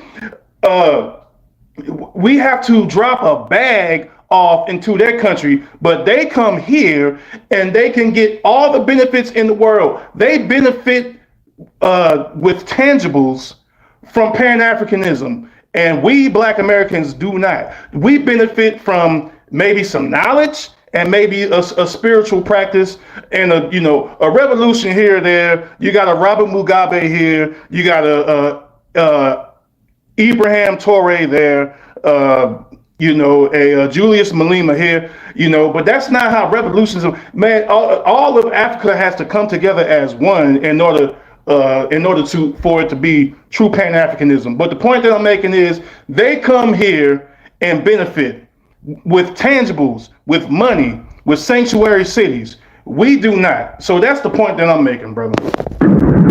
Brother, what you just explained was welfare. You didn't explain Pan-Africanism. Pan-Africanism has nothing to do with Europeans setting aside something for you. Because what you just named was when they come here, Europeans, the European government said, that's not Pan-Africanism. No, hold up, brother. Stop for a minute. You said when they come here, they get this, they get that, you get this, they get that. That's not Pan-Africanism. You call that Pan-Africanism? You are out your mind. Brother, that's what you said. And then you compared it to when we go to their country. When we go to their country, we don't get this. What you're talking about is welfare. You're not talking about Pan-Africanism. You got to compartmentalize. That's not what you just explained is not Pan-Africanism, brother. What you explained is that you want the European to give you some handouts because you owe you. Just say that. No, you saying that he's giving. Bro, hold up. What you saying? Hold up. What you saying, you said it, brother, not me. Rewind the tape. You say when they come here, they get this, they get that, they get this, they get that. And you said, I proved your point. Pan-Africanism is about creating your own. Pan-Africanism has never been about somebody giving you anything. Pan-African has been about moving politically and getting what is yours. Pan-Africanism was about moving educationally and getting what is yours. Pan-Africanism is about getting it from the mud. Pan-Africanism is not about somebody, you going somewhere and somebody giving you something. It's about people working together and establishing their own, getting into the political field and ciphering out those things necessary for the prosperity of the people. But Pan-Africanism, what you just named, is welfare. That's what you just named. Go ahead, brother. Yes, that's what I just named. The point that I'm making is they get things when they get here. Okay, welfare, yes.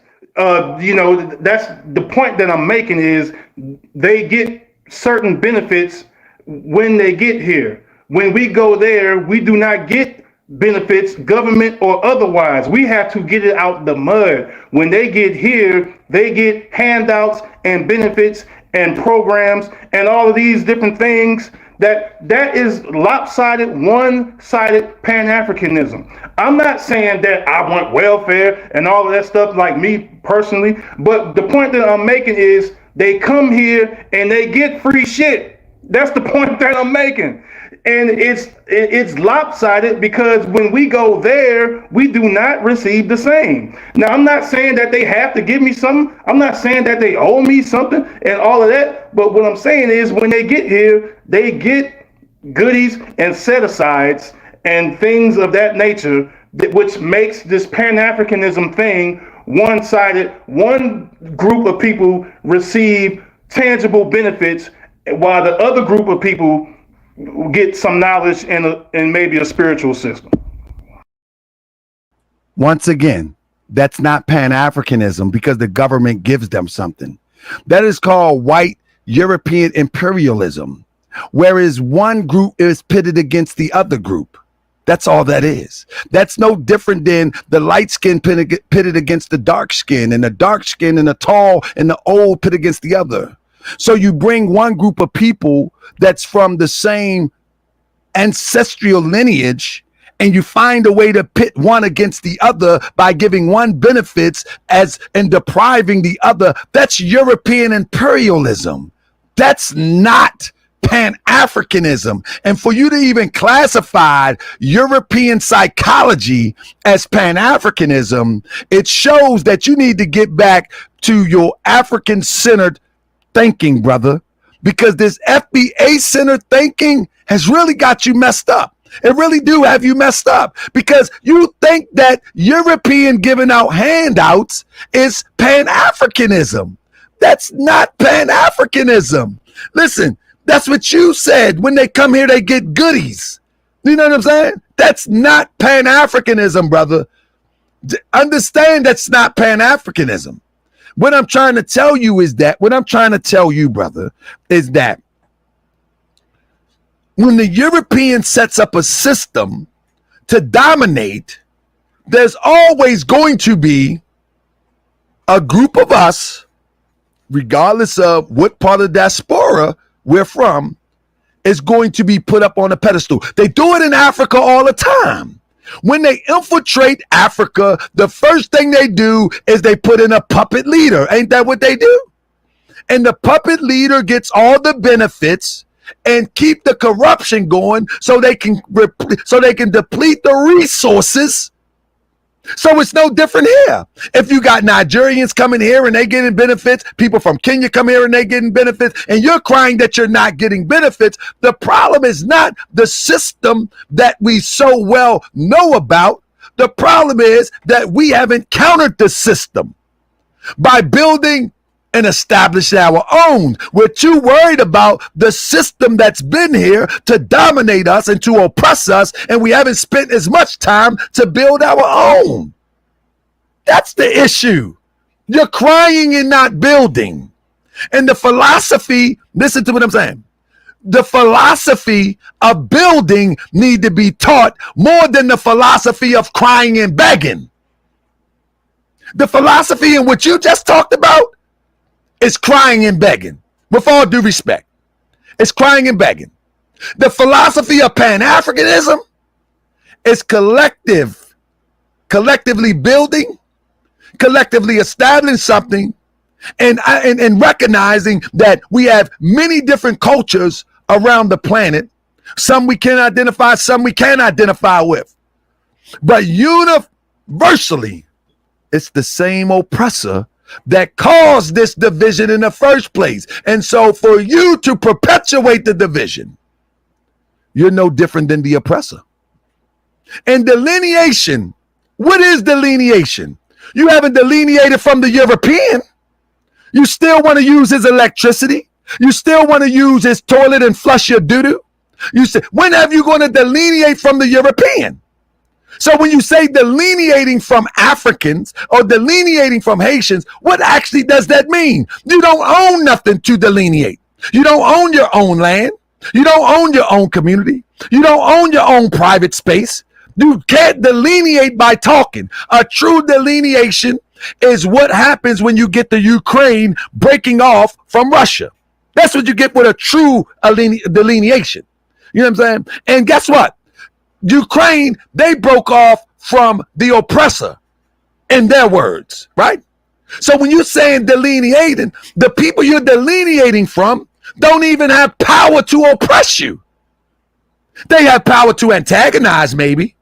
They have power to use some of the resources by the powers that be to look like they're doing better than you, but they don't even have power.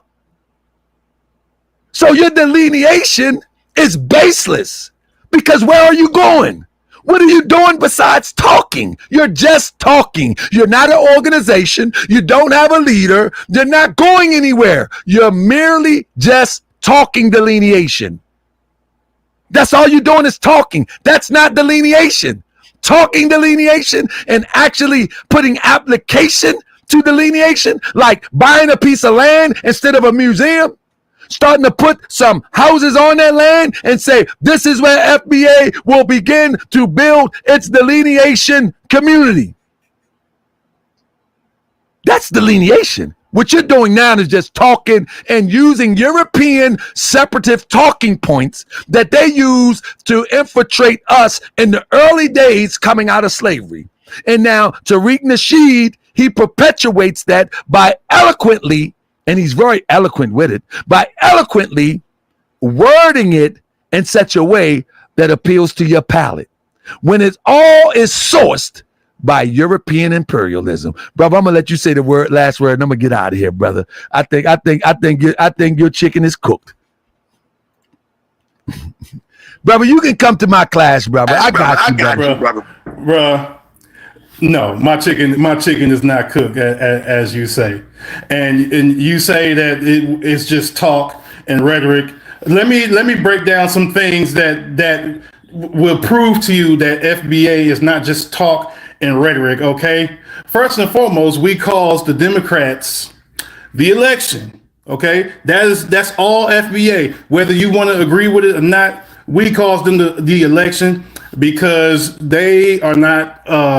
They're not doing what they're supposed to do. They expect for us to vote for them, and yet and still they are providing no tangibles for us. So we advise the people to stay at home or to even vote for Trump, or somebody else other than the Democrats. Okay, so we cost the Democrats the election. All right, we were acknowledged by Ryan Coogler. Okay, who has the #1 movie in America right now, Sinners. Okay, he acknowledged his FBA lineage and basically created a movie around that. Okay, so we're not just a fringe group online. Okay, you had 2 very successful FBA rallies in Washington D.C.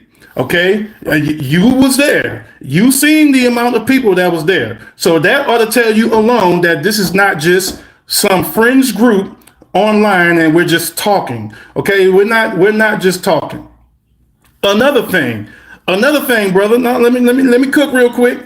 Another thing, we debunked Fat Joe's lie about Puerto Ricans creating hip hop 50-50. That's a bold-faced lie. It's not true. Hip hop is a Black American FBA art form created by FBAs and later adapted by, Puerto Ricans were the first students of FBA culture when it comes to the hip hop. But we took out that logic that hip hop was created 50-50. We are also This is what we're doing. Since you say that we're just a fringe group and we're just talking and we're online, we are fighting to have the term FBA added to the United States Census. Okay, we're working on that right now. All right, and also you mentioned institutions and you get into the logistics and the paperwork and all that stuff about Tariq Nasheed's museum and all of that stuff. But the point is, he has the museum. You talk about buying land. A lot of us are buying land. I own land myself, and I plan on building institutions on my land. Now, I'm not trying to do no crowdfunding or nothing like that right now, because I don't want people to start calling me a grifter and all this shit. You know what I'm saying? But that is something that FBAs are working on. We're not just out here talking. And we're out here doing things. We are setting up reparations task force. One of the main things about the FBA is that we are fighting tooth and nail to try to get a reparations bill passed for foundational Black Americans. If your lineage traces back to 1860 census, you know what I'm saying? So that's what that is. And like I said, there's the numerous reparations task force and things like that. We done caused plenty of boule Democratic Black pundits to lose their jobs and to things like that, like your Roland Martins and your Tiffany Crosses and all the other people. They are crashing and burning because FBAs is putting them out of business because the Democratic plantation is paying these people to try to bring us back to the Democratic plantation, and it's just not working. It is just not working. But we ain't gonna go let you cook. Hold up, we ain't gonna go yet. First of all, those are FBA talking points that you shift the election. Let me tell you something. Listen to this, brother. Listen to this. The quote unquote quote unquote black people in America, they say to be 13% of the population. Whether that's true or false, that's what the census say, right? The FBA don't even reach 2% of that population. Just because you're in the FBA spaces, it's popular to you. Understand what 13% of the United States is, number one. The theory is the Democrats lost election on their own from stupidity. Had nothing to do with FBA. It was stupidity. That's nothing to do with FBA. Now, because they lost, of course, your leader is going to try to take the credit. But when you have someone that's fighting for the top office and you bringing Beyonce on stage and the other sister on stage with a man suit on, and you're running around with hot sauce and you're cooking greens, talking about in a tub, and you're pandering a group of intelligent people because voters have some sense of intelligence, even if not the intelligence that we measure intelligence by. To participate is a sense of intelligence. Even if we don't know how to formulate our group vote, there is a sense of intelligence. And you're running around with hot sauce. You're running around putting on kente cloths with your European husband. You're pandering. Has nothing to do with FBA, brother. But because they lost, FBA want to take credit because it fits the scenario. But with 13% of the population, FBA is probably don't even scratch the surface of 2% of that population to influence. Just because you're on the internet, bro, you're in the mix of FBA conversation, so it's big to you. But if you go out in the regular world, like I did, and say, what's FBA? I guarantee you 8 out of 10 people don't know what you're talking about. Maybe even 9 don't even know what you're talking about. Random people in the grocery store don't even know what you're talking about. So what I'm telling you, so that's number one, bro. You're taking credit for something that's an illusion, and you cannot even quantify it at this point. You can't quantify it. You can't say, oh, we caused this many number. That you can't quantify it. You're just saying it because it fits the theme.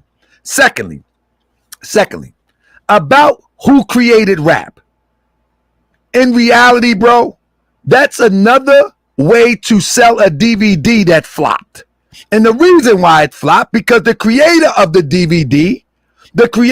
DVD stole information from the same people that he called Tether and tried to release it in microphone check. Now, to create the confusion and the hype around who created hip hop is marketing at best. It's called marketing, brother. It's called hyper marketing. It's like the girl that did the video about her baby father buying one child McDonald's and didn't buy the other children McDonald's, and the video go viral and everybody like, wow, what's going on? Man, would you have bought the other children McDonald's? I wouldn't have bought the other. Little did they know that she's a TikToker and she was paid for the skit. This is called marketing, brother. And we're too grown not to understand when marketing is happening. It's called marketing because in the big scheme of things, the European Jew profited off hip hop. The European Jew owned the streaming companies. The European Jew own hip hop culture right now. They decide, can I finish? They decide what sells and what doesn't.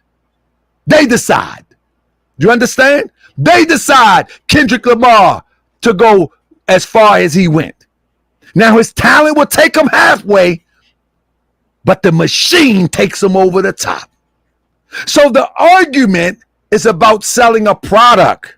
has nothing to do. Like, how does it benefit us? How does it benefit us whether Fat Joe created hip hop or whether it was created in the Bronx by one of us? How does it benefit us? It really doesn't benefit us. It's a conversation. It's a coffee table conversation. It's no different than talking about football.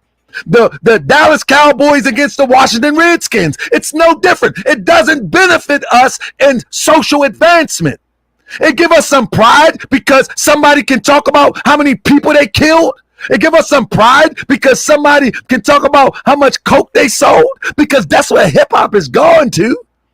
And now you're talking about the foundation of hip hop that has been sold out to drug dealers, strippers, pimps, hookers. And now you want to go to the foundation and say who started it, but who really cares? So it becomes a marketing ploy to sell a DVD. And we're too grown not to be tricked like this. It's marketing, brother. Now that conversation is gone, and now we'll start some controversy about something else to sell the next DVD. So when Hidden Color 6 is ready to drop, whatever the theme is, there will be controversy built around it, so some idiot can go and purchase the DVD, brother. We are too grown for these childish tactics. Bro, we built the pyramids. How do we fall for this okie doke? Bro, we built civilizations. How do you sit here, look me in my face, and act like this is high science when this is common sense when I'm breaking down to you? This is not high science. Bro, we built pyramids, bro. This is not, manipulation is not high science. Why are you falling for it? It's manipulation. It's marketing manipulation, brother, and we're too grown for this. This is why Tariq Nasheed tell jokes all the time. This is why Tariq Nasheed make cartoons. This is why, because he appealed to your adolescent mind. And I'm not saying you per se, but he appeals to the adolescent mind. Many of us as men are nothing more than grown men, or let me rephrase it. Many of us are nothing but boys with mustaches. Boys with mustaches and beards, because we fall for the craziest okie doke. I don't know if you're from the streets or not. But some of these games, if they was played in the streets, somebody would have lost their head, because we would have caught on quicker. Why is it when we become conscious, we don't catch the game? When we become conscious and aware with the game, people can sell us anything. But when we're in the street selling some dope, we in the street selling some poison, and somebody try to run a game, come on, man, we ain't going for it. But soon as we become conscious, people can market it to us, sell us anything. But let you be in the street selling some weed or something, and somebody talking about, nah, man, this ain't no parsley fakes. Man, you slap it out their hand and slap upside their head. But here in the conscious world, we say, well, we Fat Joe, we proved that Fat Joe. So what? So what? At the end of the day, who benefits of proving Fat Joe and Puerto Ricans didn't create hip hop? The one who created the DVD from your donations. You don't benefit from it. How does that benefit? That makes you proud that you created that we created hip hop. That makes you proud. What is the benefit? Where is the benefit? Okay. Can I? I'm gonna answer that, and brother, I'm gonna go ahead and answer this, and then I'm gonna have to wrap it up because my phone is on low battery and it's not charging the way I want it to. But I've definitely enjoyed this conversation with you. You understand what I'm saying? But how do okay? First and foremost, hip hop culture is owned by us. It is not owned by the corporate we own hip hop culture. We set the trends and where hip hop going. I understand that you may not really care. It may not really be a thing to you, but to me, I am a hip hop artist who sells music on iTunes and Spotify and all that stuff. So it matters to me. And hip hop culture is controlled, and the trends are set by us. The dominant society, the folks in power, the whatever you want to call them, the white folks, okay, they own the record industry, they own the music industry, okay. They got that's where the money is at and all of that stuff. But you cannot say that we do not own the culture. And I'm proud to be a part of owning the culture. Money and all of that stuff is fine, but we own hip hop culture. And that's what I'm just going to leave that at that. Also, you talk about not only do we own the culture, but you say, why does it matter? It matters because we've created every music genre in this country, and it is always being undermined. At first is always undermined, attacked. And then after that, if you can't beat them, join them. So then people of all different races, and it doesn't matter, people are always coming in and trying to cosplay and trying to assimilate our music and our art forms, and try to get into it and try to delete us from it. People are always trying to steal stuff that we create. So it is important to establish the creation of hip hop and who created it, because you have people who are trying to steal it for whatever particular reasons, but you always have people trying to steal our culture. So that is the reason why it is important. Okay. And I'm going to say this again. I'm going to reiterate.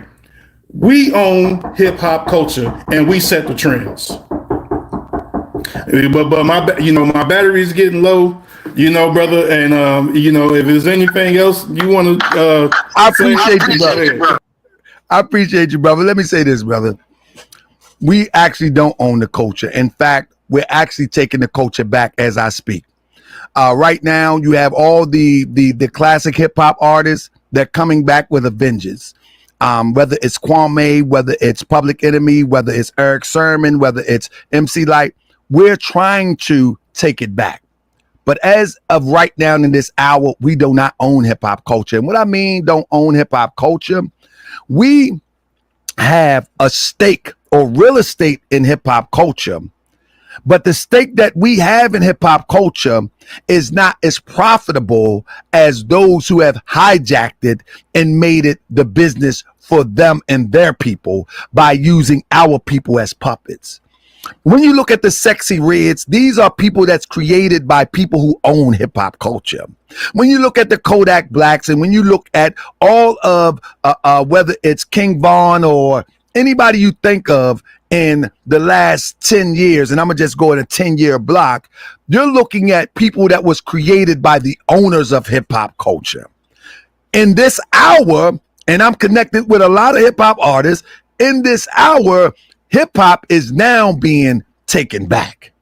So, but at this hour, what you have witnessed in the last 10 or maybe even 20, but possibly 10 years is those who own hip hop creating hip hop to sell for your digestion, for them to make money, and for us to be destructive. We're now taking it back, brother. We're now taking it back. So as you pay attention, you will notice that all of the classical hip hop coming out. Matter of fact, Eric Sermon said today, he said it, not today, he said it a few days ago, I think, if I'm not mistaken. He said, I'm not hating on your young rappers, but your time is up. We taking it back. So now we are, brother. So, brother, we have a seat for you over here on the common sense table. Leave that nonsense alone and let's go get our people and wake them up. And I'm going to let you go because I heard somebody, probably your child, at the door. And brother, I see you on Facebook. All right. All right, brother. Peace, Hotep. And that's my little boy knocking at the door. He ready to hang out with daddy. Obviously, I disagree with you when it comes to the ownership of the culture. We created hip hop culture. We set the trends for hip hop culture, and we own hip hop culture. We do not own the record industry. That's something that we need to work on. But I do agree with what you're saying as far as we taking it back, you know what I'm saying, and bringing it back to what was real, and doing away with all this corporate slutty trampy music and murder death kill music and all that stuff. So as far as the hip hop goes, I disagree with you on not owning the culture, but that's a whole nother conversation for a whole nother time. And I see your peoples here in the comments talking mad sugar honey iced tea. They could talk all they want. Doesn't matter.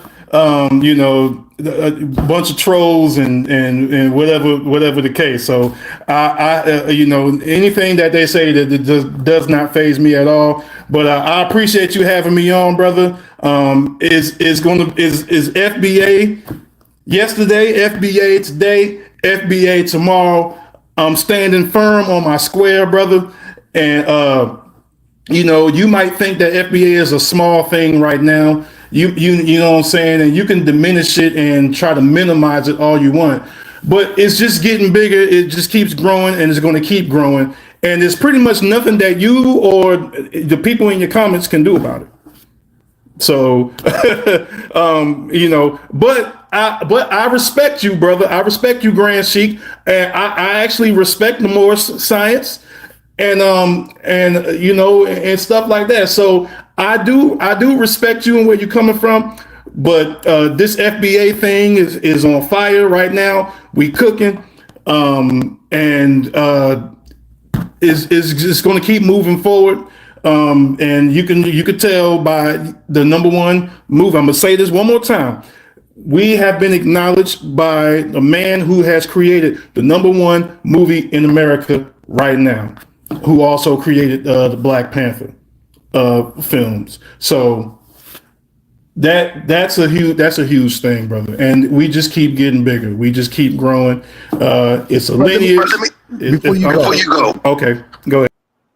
Do you realize that Hollywood, just like Roots is not real, it's a script.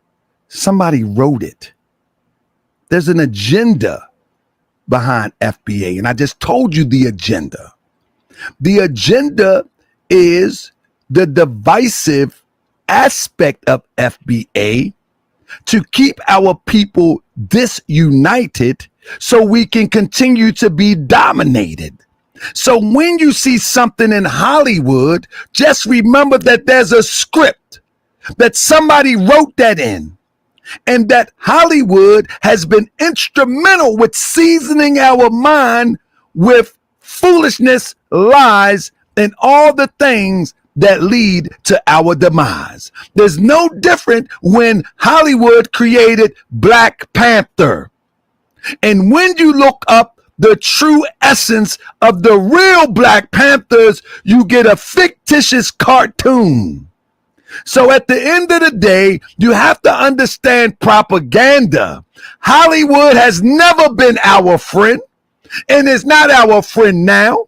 And so if you think that the guy is proclaiming FBA because that's his lineage, or is he creating it because that's his job?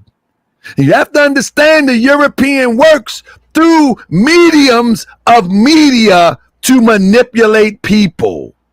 So whatever you choose, whatever poison you choose, whether it's the media of Hollywood of a movie called Sinners, whether it's the poison of social media where you get your information, whether it's the poison of whether it's Twitter, you choose your poison. But at the end of the day, it all falls along the same construct that was instituted before, during, and after slavery, disconnecting us with one another within the diaspora. And that's the agenda. Peace. All right, brother. Okay, well, I'm just gonna go ahead and end it there. I'm not talking about Hollywood and all of that stuff. I'm just saying specifically being mentioned by a person who now has the #1 movie in America. But like I said, brother, FBA is cooking right now. And like I said, there's nothing that can be done about that. Y'all just gonna have to sit back and watch us cook. All right, so I'm about to bounce, brother, because my phone is on 5% and it ain't moving, and I don't want to just cut off on you. But maybe we can have this conversation again. But I think that you and your crew in the comments was roasted today, and that's just what and that's just what it is, brother. So, hey, peace and power, but we'll get back at you, brother.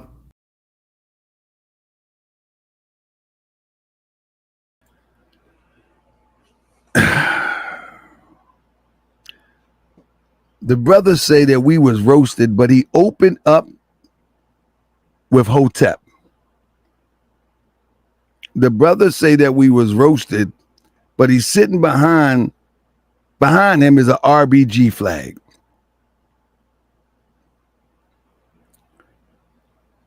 Family, when I talk to people like this, I'm really not trying to convince him of anything. But I know that there's other people that will come to view this show, and they may be able to get some takeaways. And I think this was a pretty good show because it really highlights the disconnect as it relates to intelligence. The brother was able to use marketing as something valuable. The marketing of making a dispute between who created hip hop. That's marketing. The guy in Sinners, they're going to market FBA. I told people maybe a few weeks ago that up into fall, FBA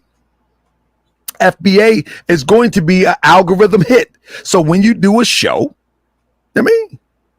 when you do a show, use FBA. It's going to be an algorithm hit. And then it's going to go. And then they're going to flop. And then for him to say FBA is cooking shows that he lives in a vacuum. And many of these FBAs live in a vacuum of social media. Every talking point that he was using are the same talking points that we have heard come straight from Tariq's mouth. He has no original talking points. He has no original ideas. He has no original concepts. He didn't even know what Lineage was. So at the end of the day, family, I give a shout out to my brother Marquez. His name not even FBA. His name not even FBA. With the brother Dave Marquez or something, his name is not even FBA. So that's what blows me away about FBA. But family, this was a good one right here. If you like it, make sure you put the thumbs up. Thank you for anybody that has hit the cash app. I see my brother Thurman Smart. Thank you. That was yesterday. And Magnolia, I appreciate you, family. But man, FBA is cooking. I tell you what, they better get off the stove because they start smelling like the beans is burning in the kitchen. And we heard that the beans don't burn in the kitchen. Or the beans don't burn on the grill, but they sound like they're burning to me.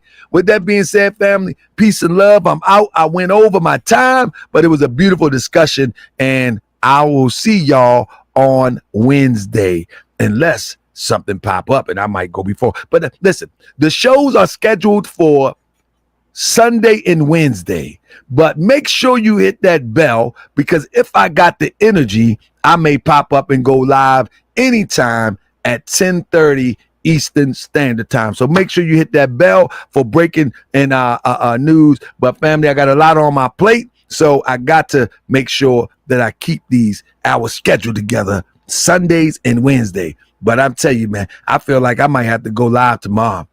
I feel like I gotta go live tomorrow. Peace and love, family. Peace and love. You feel me?